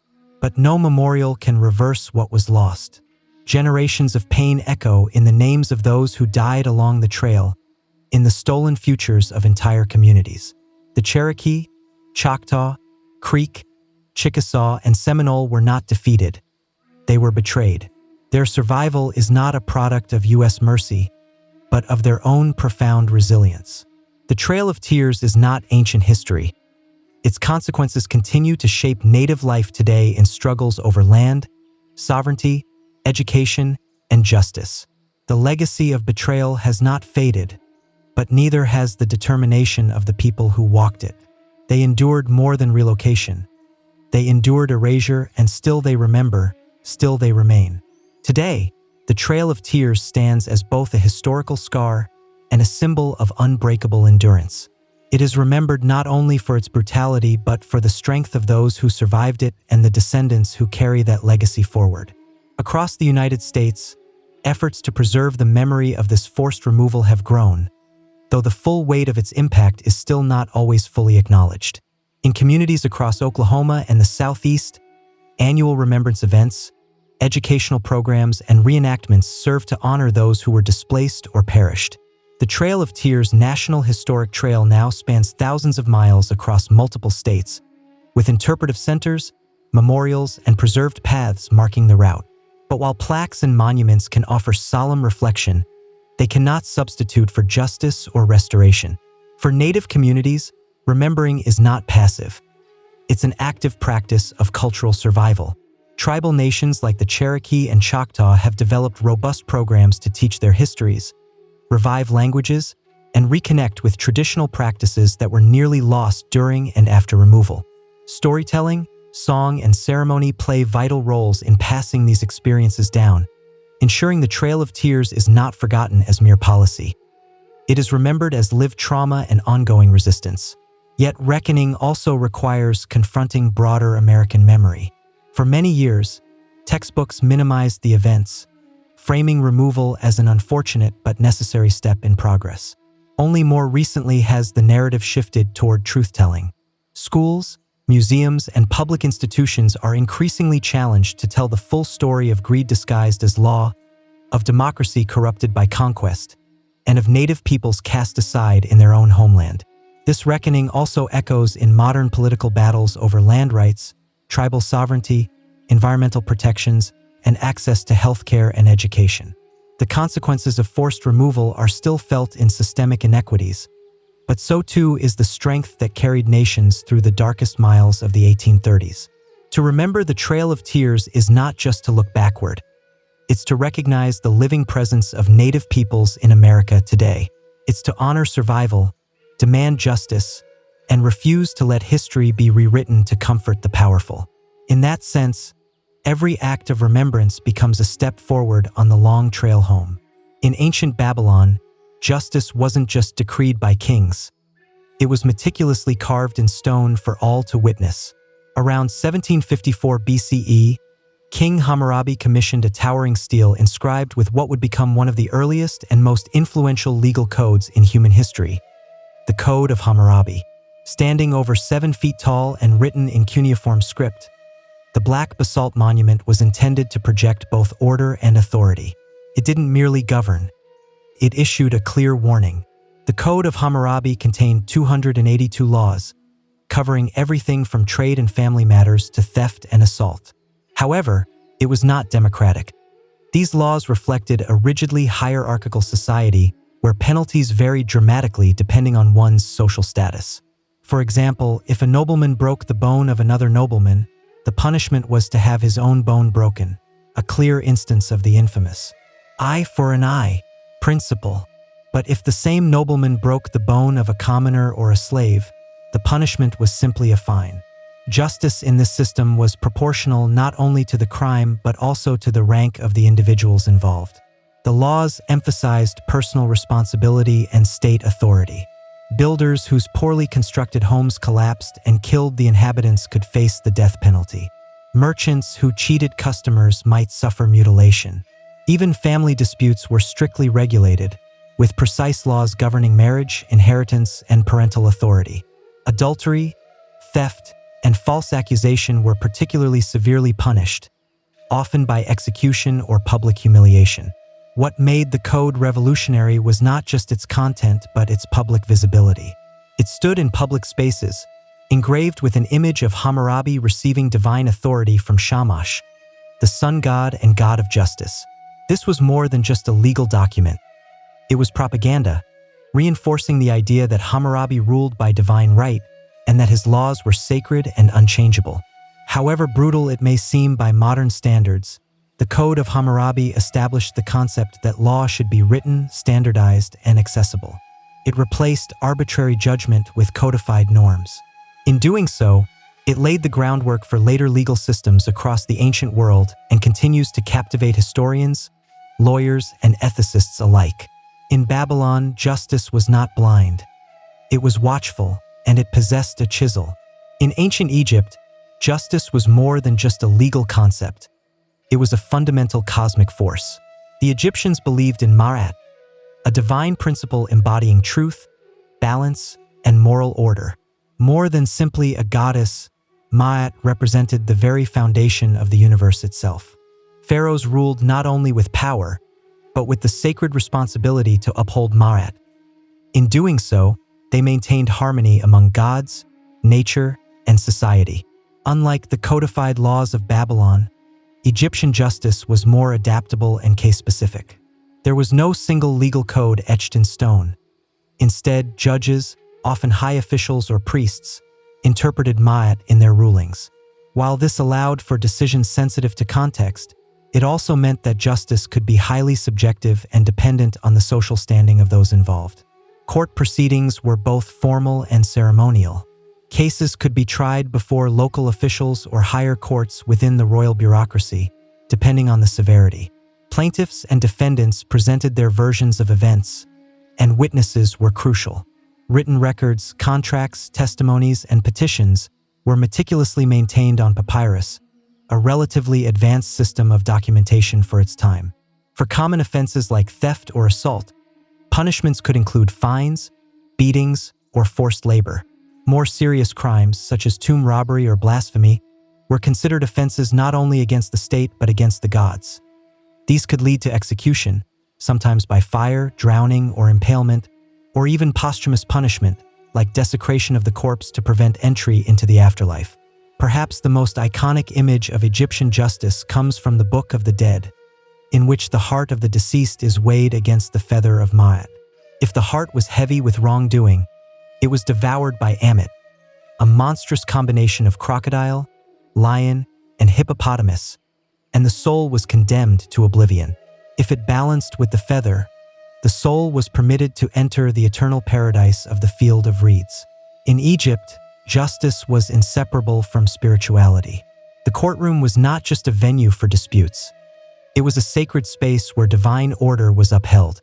Unlike Babylon's rigid laws, Egyptian justice flowed with the moral tides of Ma'at, rewarding those who lived in harmony with truth and punishing those who disrupted the balance of the cosmos.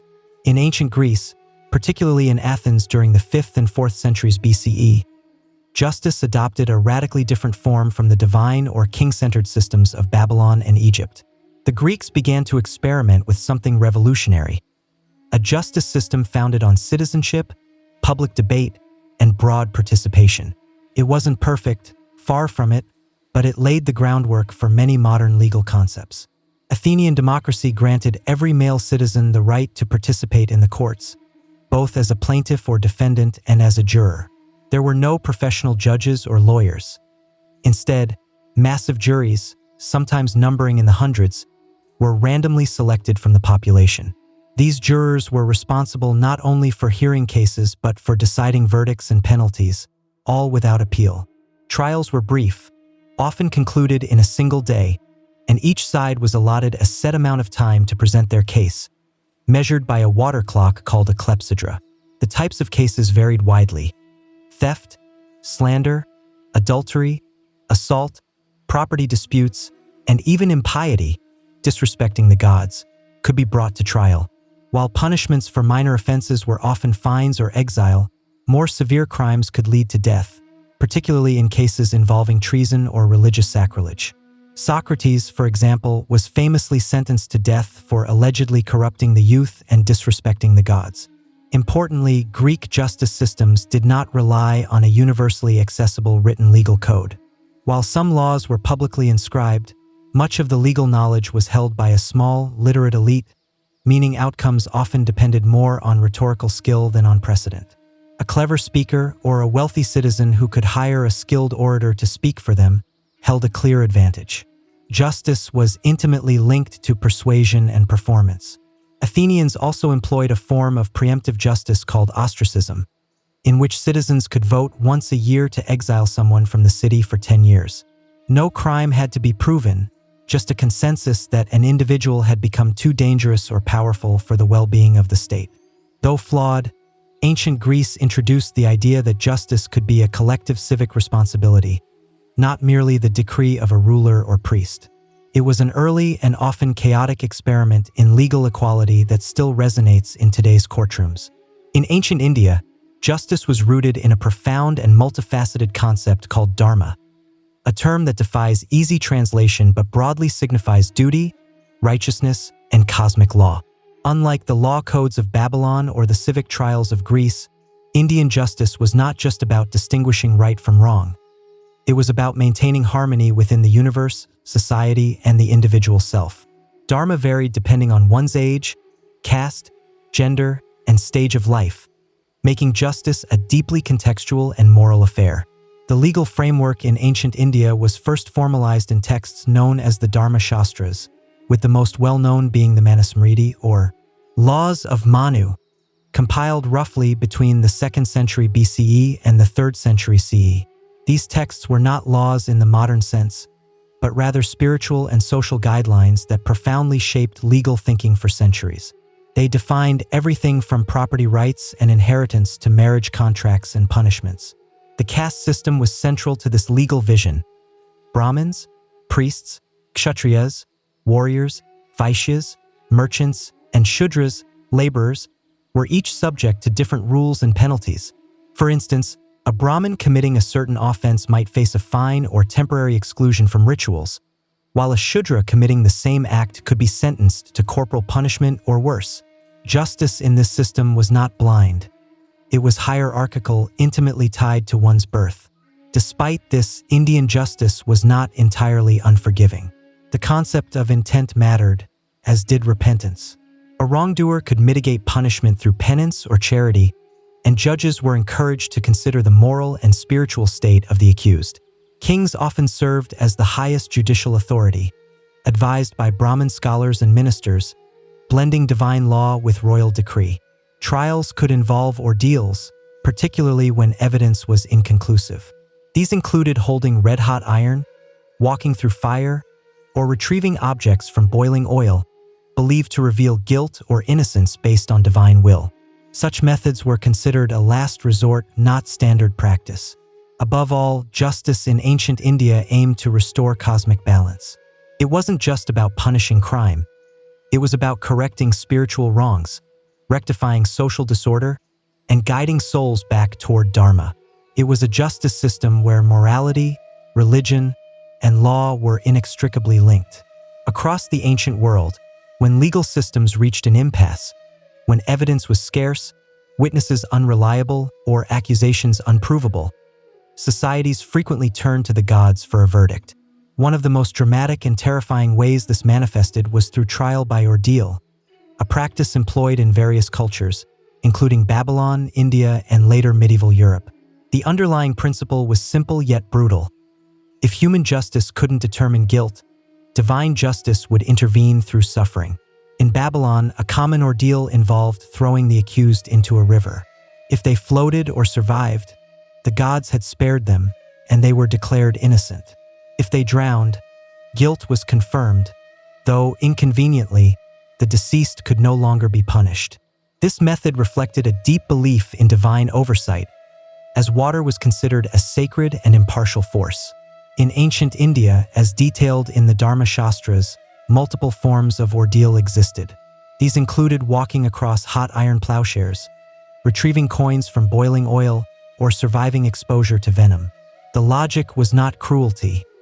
It was divine arbitration.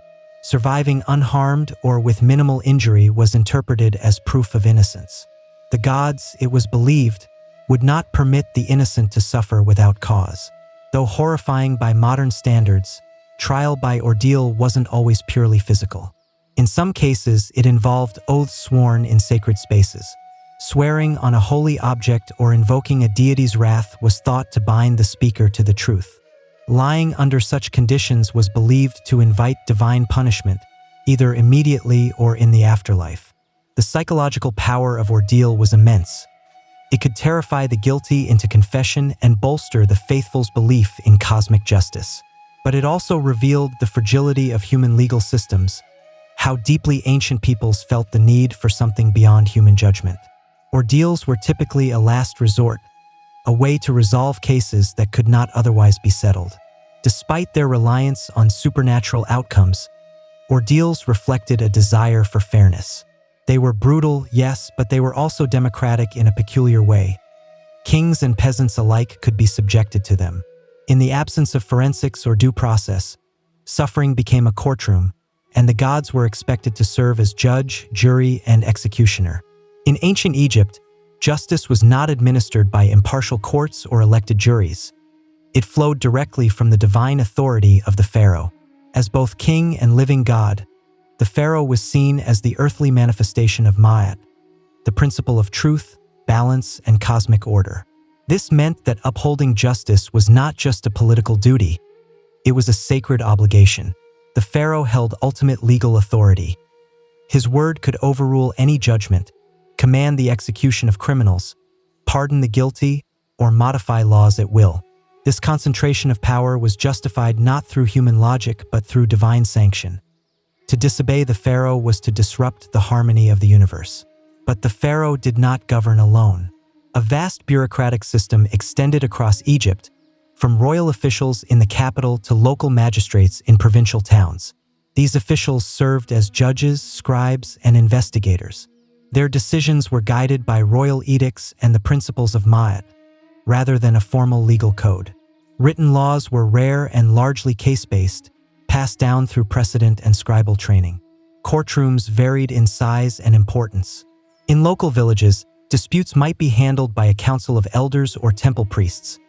In major cities, formal judgment halls heard complex cases involving property, theft, assault, and inheritance. Proceedings were recorded in meticulous detail on papyrus scrolls, many of which survive today, offering a rare glimpse into how ancient Egyptians argued and judged. Trials included elements of both testimony and written evidence. Plaintiffs and defendants presented their accounts, often under oath. Witnesses were called, and physical evidence, when available, was considered. False accusations were taken seriously, and if proven, could result in the accuser receiving the punishment intended for the defendant. Punishments varied widely, from restitution and fines to flogging, forced labor, or execution. Crimes against temples, tombs, or royal property were treated with particular severity. Yet, the system also emphasized rehabilitation and compensation. In many cases, wrongdoers were given opportunities to make amends, particularly if they confessed voluntarily. What made Egyptian justice unique was its fusion of absolute monarchy and moral expectation. The pharaoh may have ruled with unchecked power, but he was expected to wield it with fairness in the eyes of his people and his gods. A just ruler was not merely feared. He was revered as the guardian of cosmic balance. While divine kings and priestly classes dominated justice in many ancient civilizations, ancient Greece, particularly democratic Athens, adopted a dramatically different approach. Justice was no longer the exclusive domain of gods and monarchs. It became a public duty, shared and enacted by citizens through councils and popular assemblies. In Athens, the administration of justice primarily rested with two major institutions: the ecclesia, the citizen assembly, and the hiliaea, a massive popular court composed of citizen jurors. Rather than being handed down from rulers, law and justice were shaped by everyday male citizens who took turns participating in governance. Laws were proposed and voted on by the assembly, while trials were conducted by large juries, sometimes numbering 500 or more, to prevent bribery or manipulation. There were no judges in the modern sense. Instead, magistrates, selected by lottery or popular vote, organized trials and ensured procedures were followed. However, it was the jurors, drawn randomly from citizens over the age of 30, who decided the verdict with no appeal process and no deliberation room. Verdicts were final, and penalties were voted on directly after guilt was determined. This system favored persuasive speech over concrete evidence. Defendants and plaintiffs had to represent themselves or hire skilled orators to write speeches on their behalf. Rhetoric was paramount, and clever manipulation of public emotions could sway the outcome. While this system promoted civic participation, it also meant that justice could be inconsistent, less about established law and more about effective persuasion. For certain political matters or threats to the state, special assemblies or councils were convened. One famous mechanism was ostracism, where citizens voted once a year to exile anyone deemed dangerous to democracy. No crime had to be committed, just a public consensus that an individual's influence was unhealthy. 10 years in exile with no trial and no defense. Despite its imperfections, the Greek council-based system introduced powerful new ideas. The importance of peer judgment, open debate, and the notion that law belongs to the people. It was messy, emotional, and sometimes unjust, but it was also revolutionary. In Greek justice, the courtroom was a stage, the citizen was the judge, and justice was a public performance, one in which every man had a part to play and where power was briefly held in the hands of the people themselves. In ancient India, justice extended far beyond courtrooms and punishments. It was deeply interwoven with the concept of karma, the belief that every action carries moral weight and spiritual consequence, both in this life and in the next. Unlike the civic trials of Greece or the royal decrees of Egypt, Indian justice emphasized a cosmic ledger where no wrongdoing escaped ultimate accountability. Karma was not a legal mechanism. It was a moral law embedded in Hindu, Jain, and Buddhist traditions. Good actions led to positive outcomes, while bad actions brought suffering, even if not immediately. A thief might evade human justice, but the universe itself would balance the scales. This belief reinforced ethical behavior even in the absence of external enforcement. Still, ancient India did possess structured legal systems. The Manusmriti and other Dharma Shastras offered guidance not just for courts but for individual conduct. They outlined specific duties for each caste and role in society, reinforcing that justice was not a one-size-fits-all model. Kings were expected to rule according to Dharma, and failing to do so could bring spiritual as well as political consequences. Buddhism, which emerged in the 5th century BCE, further deepened the karmic view of justice. It rejected caste-based legal inequality and promoted universal moral principles: non-violence, truthfulness, and compassion. While not a legal code, Buddhist ethics influenced rulers like Emperor Ashoka, who in the 3rd century BCE renounced conquest and reformed his empire around Buddhist values. His famous rock edicts speak of mercy, tolerance, and the moral responsibility of governance. Justice, then, was about much more than trial and punishment. It was about inner purity, intention, and spiritual accountability. A person might escape a king's penalty but not the consequences of their own deeds. Likewise, a king who ruled unjustly was believed to be accumulating suffering for himself in future lives. This karmic understanding of justice created a powerful, internalized system of order. It was deeply personal and for many far more intimidating than any earthly authority. Whether enforced by law or left to the cosmos, Indian civilization viewed justice not merely as retribution, but as a force for restoring harmony between self, society, and the universe itself. Though thousands of years have elapsed since the rise of Babylon, Egypt, Greece, and India, their justice systems continue to shape how we conceptualize crime, punishment, and fairness today. These ancient civilizations laid the intellectual, moral, and procedural foundations of legal systems that still guide societies across the globe. Babylon provided us with the earliest known codified law, the idea that justice should be publicly visible, consistent, and enforced by the state. The principle of an eye for an eye still appears in legal and ethical debates, symbolizing both the call for proportionate punishment and the potential dangers of excessive retribution. Egypt introduced the concept of divine kingship and moral law, where justice was not just social but cosmic. The emphasis on balance, truth, and harmony echoes in modern ideas of restorative justice, where the goal isn't just to punish but to restore community equilibrium. Greece revolutionized justice by connecting it to citizenship and participation. Trial by jury, public debate, and the notion of peer judgment began in Athens and remains central to many legal systems today. Though imperfect and exclusive, Greek democracy planted the seeds for legal systems that value public involvement and accountability. India contributed deeply spiritual and ethical dimensions to justice. The concepts of dharma and karma added a moral backbone to legal systems, encouraging personal responsibility and self-regulation. Even today, Indian law reflects a hybrid system where British legal structures coexist with religious and customary laws, demonstrating the enduring power of ancient traditions. These systems were not flawless. They were often unjust, classist, patriarchal, and brutal. They privileged the elite, punished the vulnerable, and enforced hierarchies. But they also raised essential questions still relevant today. Who has the authority to define justice? Is it founded on divine authority, civic consensus, or moral truth? Should law be equal for all or adapted for social role? How do we balance punishment with mercy?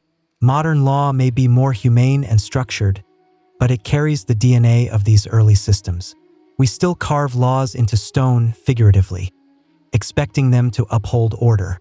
We still debate justice in courts, assemblies, and intellectual forums.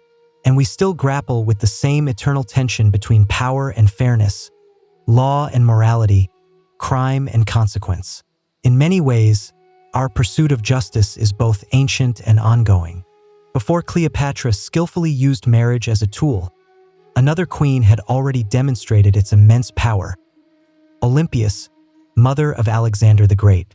Born into the ruling house of Epirus, Olympias was married to King Philip II of Macedon as part of a strategic alliance. On the surface, it seemed a typical dynastic union, but Olympias refused to be a mere pawn. She played the long game. Philip II had many wives. His marriages were almost entirely political, each one designed to secure loyalty from various tribal regions surrounding Macedon. Olympias distinguished herself not only as the mother of his heir, but also through her fierce intelligence, deep religious convictions, and political acumen. She was initiated into the cult of Dionysus, and rumors circulated that she slept with serpents and asserted divine ancestry for her son. When Philip began taking other wives, tensions escalated. One of his later marriages, to a young Macedonian noblewoman, threatened Olympias's standing and Alexander's legitimacy. Olympias was exiled, and Alexander distanced himself from court life. But then came the shocking assassination of Philip at his daughter's wedding, a killing many believed Olympias had orchestrated. With Philip dead, she returned to court not as a grieving widow but as a powerful queen regent. Her son, Alexander, became king at just 20 years old. While he was off conquering Persia, Olympias remained behind, fiercely safeguarding his throne. She eliminated political threats, outmaneuvered rival factions, and executed anyone who dared question her authority. She wasn't content with symbolic power. She exerted real, often brutal, control. What makes Olympias truly remarkable is that her marriage wasn't the culmination of her political journey. It was merely the beginning. She leveraged her position as Philip's queen to give birth to a future conqueror and then manipulated that status to wield power independently. Even after Alexander's death, she continued to scheme, striving to preserve her grandson's inheritance amidst the chaos of the successor wars. Ultimately, her adversaries caught up with her, and she was executed during a power struggle. Nevertheless, her legacy endures. Olympias demonstrated that royal women could be more than passive political figures. In fact, they could be the architects of empires. Her story provided a blueprint for queens like Cleopatra, who learned that in the ancient world, power often arrived veiled by a wedding ceremony. While Olympias and Cleopatra utilized marriage to acquire or maintain power in tumultuous regions, Livia Drusilla mastered a distinct game: long-term imperial influence from within Rome's most dominant family. Her marriage to Octavian, who would become Augustus, Rome's first emperor, was more than just a love match. It was a calculated fusion of prestige, wealth, and dynastic ambition. Livia was already married and pregnant when she first met Octavian. That, however, did not deter him. So captivated or strategically motivated was he that he forced quick divorces on both sides. Livia's husband was exiled, and within months, she was married to the future emperor, still visibly pregnant from her previous union. This kind of scandal would have destroyed reputations in the Republic, but the shifting tides of power were already eroding the old norms. Although Livia never bore Augustus a child, their marriage became the central axis around which the Julio-Claudian dynasty revolved. Augustus adopted her sons from her first marriage, Tiberius and Drusus, effectively merging two powerful bloodlines. Livia became the quintessential Roman matrona, composed, devout, and politically connected. But behind the scenes, she was anything but passive. Livia served as a crucial advisor to Augustus for decades. Ancient sources suggest she quietly but firmly pulled strings, shaping succession plans, neutralizing rivals, and guiding the empire's internal politics. She was involved in courtly manipulations so subtle they were mistaken for domestic virtue.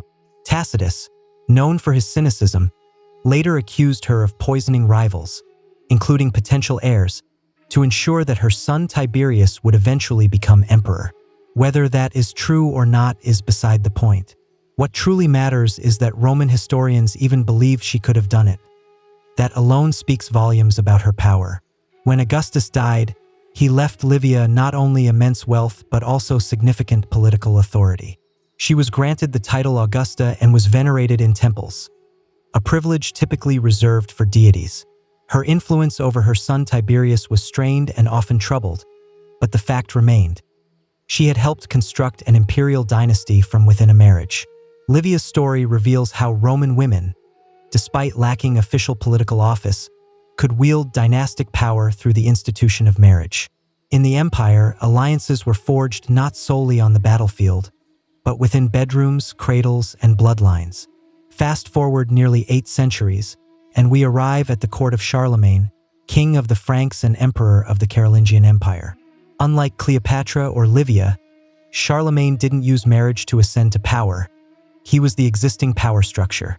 However, his approach to marriage alliances, particularly concerning his daughters, reveals a new aspect of dynastic control: strategic celibacy. Charlemagne himself married multiple times and had numerous concubines. Each union was political, a means to solidify alliances with powerful Germanic tribes, Lombard kings, or noble Frankish families. But when it came to his daughters, he adopted a strangely possessive stance. Despite living in an era where princesses were routinely exchanged like diplomatic currency, Charlemagne refused to marry off his daughters to foreign rulers or even local aristocrats. Why? There's no definitive answer. Some scholars suggest Charlemagne feared powerful sons-in-law might become rivals, potentially challenging his rule or disrupting the delicate balance of noble loyalties. Others believe it was a matter of control. By keeping his daughters unmarried, he ensured that all future dynastic decisions would originate directly from his lineage and not be diluted by external influence. However, this didn't mean his daughters lived like nuns. In fact, several had long-term lovers or bore children outside of marriage, sometimes even within Charlemagne's own household. Rather than punishing them, he allowed these arrangements to continue discreetly, perhaps preferring domestic indiscretion over geopolitical risk. It was a peculiar contradiction: public chastity, private leniency. This policy, however, had consequences. It deprived the Carolingian Empire of potential diplomatic ties at a time when marriage could have settled border disputes or stabilized regions.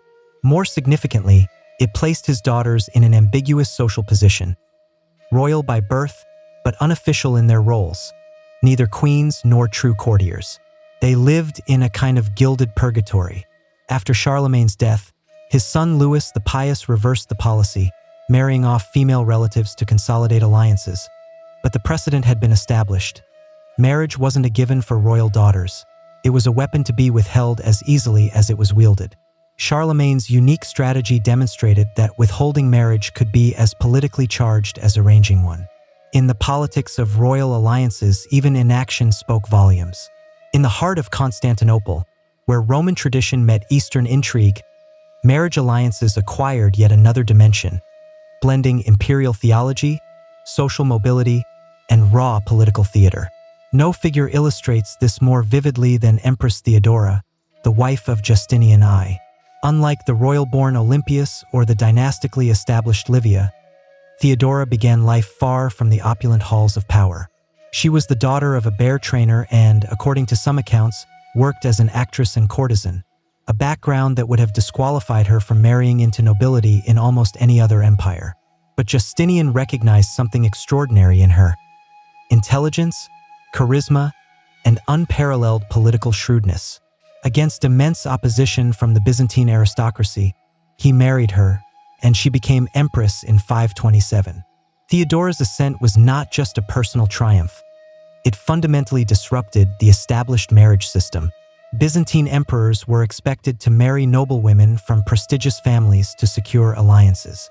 By choosing Theodora, Justinian broke with tradition, signaling that his reign would be characterized by centralization, reform, and unpredictability. And she certainly delivered. Once empress, Theodora became Justinian's most trusted advisor. She co-authored laws, influenced religious policy, and even drafted imperial edicts.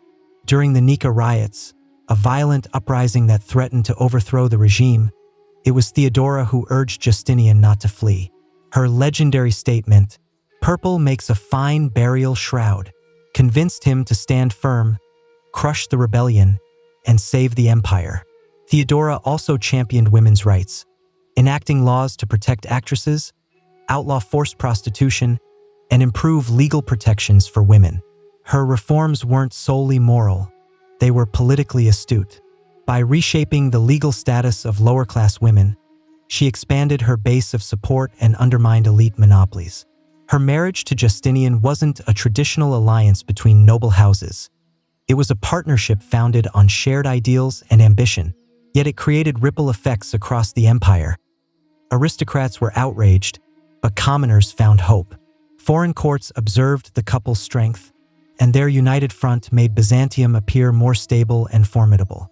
Theodora's story illustrates how a marriage could not only reflect the political landscape but entirely redefine it. In the Byzantine Empire, love and power were not opposing forces. They were mutually reinforcing engines of reinvention. Few women in medieval Europe wielded more influence through marriage than Eleanor of Aquitaine. Born in 1122, Eleanor inherited the vast and prosperous Duchy of Aquitaine, making her one of the most sought-after heiresses in Europe. But Eleanor was not a passive prize. She used her marriages not only to maintain her own power, but to shape the political geography of France and England for generations. Her first marriage was to Louis VII of France. This was a classic political alliance. The French crown sought control over Aquitaine, and Eleanor's hand in marriage delivered it, at least for a time. However, the match was ill-suited. Louis was devout, rigid, and indecisive. Eleanor was intelligent, independent, and ambitious. They frequently clashed, especially during the disastrous Second Crusade, where Eleanor insisted on leading her own troops and was rumored to have had an affair with her uncle, Raymond of Antioch. Their marriage was annulled in 1152, officially due to consanguinity, but in reality, because they couldn't tolerate each other and had produced only daughters. Almost immediately afterward, Eleanor did something astonishing. She married Henry, Duke of Normandy, who would soon become Henry II of England. With a single action, She shifted her allegiance and Aquitaine's wealth from France to England, igniting tensions that would persist for centuries. As Queen of England, Eleanor bore 8 children, including Richard the Lionheart and King John. But her influence extended beyond childbearing. She actively participated in governance, helped administer territories, and even led a rebellion against Henry when their marriage deteriorated. For 15 years, she was imprisoned, a testament to her political danger. Upon Henry's death, Eleanor reemerged as a formidable power broker. She negotiated Richard's release from captivity, arranged dynastic marriages across Europe, and governed England in his absence. Her intricate web of alliances, carefully woven through both blood and betrothal, stretched from Sicily to Castile. Eleanor's marriages were not merely personal choices or noble duties. They were seismic shifts in medieval geopolitics. Her unions forged and shattered empires, redefined loyalty, and proved that one woman, strategically positioned, could redraw the map of Europe. In Eleanor, the politics of marriage reached an unprecedented level, not just in forming empires, but in mastering them. No dynasty perfected the art of political marriage quite like the Habsburgs. From the late Middle Ages into the modern era, this expansive European family broadened its power not through warfare but by strategically marrying into every royal house worth courting. Their motto could well have been, "Why fight when you can wed your way to dominance?"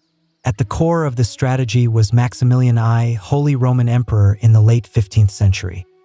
His marriage to Mary of Burgundy in 1477 brought the wealthy and often rebellious Burgundian territories under Habsburg control, an acquisition that gave his family a crucial foothold in Western Europe and made the French uneasy for centuries. But Maximilian's most impactful move involved his children. His son, Philip the Handsome, married Joanna of Castile, heir to the combined Spanish kingdoms of Aragon and Castile. This union produced Charles V, arguably the most powerful man in 16th century Europe. Charles inherited Spain, the Netherlands, Austria, and parts of Italy, not through conquest, but by virtue of these carefully arranged unions. He even ruled lands in the Americas, all thanks to strategic paperwork, not warfare. The Habsburgs elevated this strategy to almost absurd levels. They were notorious for marrying cousins, nieces, and even uncles to nieces in a relentless effort to keep power concentrated within the family. It worked until it didn't. Generations of inbreeding led to significant health problems, most famously exemplified by Charles II of Spain, who was physically and mentally debilitated due to centuries of a narrow gene pool. Still, the political returns were undeniable. The Habsburgs controlled thrones in Spain, Austria, Bohemia, Hungary, and even parts of Italy in the New World, all without deploying massive armies. Their empire was held together by rings, not swords. However, this reliance on marital diplomacy came with inherent risks. If a marriage failed to produce heirs, or produced heirs deemed unsuitable, it could unravel decades of meticulous planning. Succession crises were frequent, and wars still erupted when rival claimants emerged from within the same bloodline. The Habsburgs demonstrated that marriage was not just one tool in the diplomatic arsenal. It was the entire toolbox. In the early modern world, no bullets flew before betrothals were attempted, and for centuries, the Habsburgs proved that wedding bells could resonate more loudly than war drums. Catherine de' Medici didn't just marry into power. She wielded it with surgical precision during one of Europe's most tumultuous eras. Born into the immensely wealthy Medici banking dynasty in 1519, Catherine was married at 14 to Henry, Duke of Orleans, who would become King Henry II of France. The match was designed to strengthen ties between the influential papacy and the French crown, a classic instance of political accounting disguised as matrimony. Initially, Catherine seemed marginalized. Her husband openly favored his mistress, Diane de Poitiers, and for years Catherine failed to produce an heir. But when Henry ascended the throne and subsequently died from a jousting accident, everything changed. Catherine became queen mother to 3 successive kings: Francis II, Charles IX, and Henry III. All were too young or too weak to rule independently, so Catherine governed on their behalf. Amidst escalating conflict between French Catholics and Huguenot Protestants, Catherine turned to marriage as a political scalpel. Her most controversial action came in 1572, when she orchestrated the marriage of her daughter, Margaret of Valois, to the Protestant Prince Henry of Navarre. The aim was to bring peace to a fractured kingdom through a symbolic union. Instead, the marriage ignited one of the bloodiest episodes in French history. Days after the wedding, Catholic mobs unleashed a massacre on Huguenot guests in what became known as the St. Bartholomew's Day Massacre. Thousands were slaughtered, and Catherine was accused, both then and now, of orchestrating the entire ambush. Whether she directly ordered the killings remains debated, but she certainly used the marriage to lure Protestant leaders into a vulnerable position. Even after the carnage, Catherine did not abandon her marriage strategies. She spent years negotiating further dynastic unions, hoping to balance the power of French noble families and maintain royal control. Through it all, she maintained her grip on France, not as a warrior, but as a mother, matchmaker, and manipulator. Catherine de' Medici transformed the royal wedding into a chess move where every bride and groom was a pawn in a larger game. Her legacy is one of brilliance and bloodshed, proof that in the high-stakes world of early modern Europe, a marriage could spark a war just as easily as it could end one. From Cleopatra to Catherine de' Medici, marriage was employed like a sword, sharp, strategic, and often double-edged. Across the ancient and early modern world, royal unions were rarely about affection. They were meticulously planned diplomatic maneuvers designed to consolidate power, forge peace, or outmaneuver rivals. Yet, for all their ceremonial splendor and supposed permanence, these alliances were precarious, their outcomes unpredictable. On the surface, marriage promised stability. Cleopatra's union with Mark Antony, Eleanor of Aquitaine's marriages to French and English kings, or Catherine de' Medici's wedding diplomacy all aimed to resolve conflict through union. But more often than not, these alliances merely postponed inevitable power struggles or even triggered them. What's striking is the consistent application of this method across different times and cultures.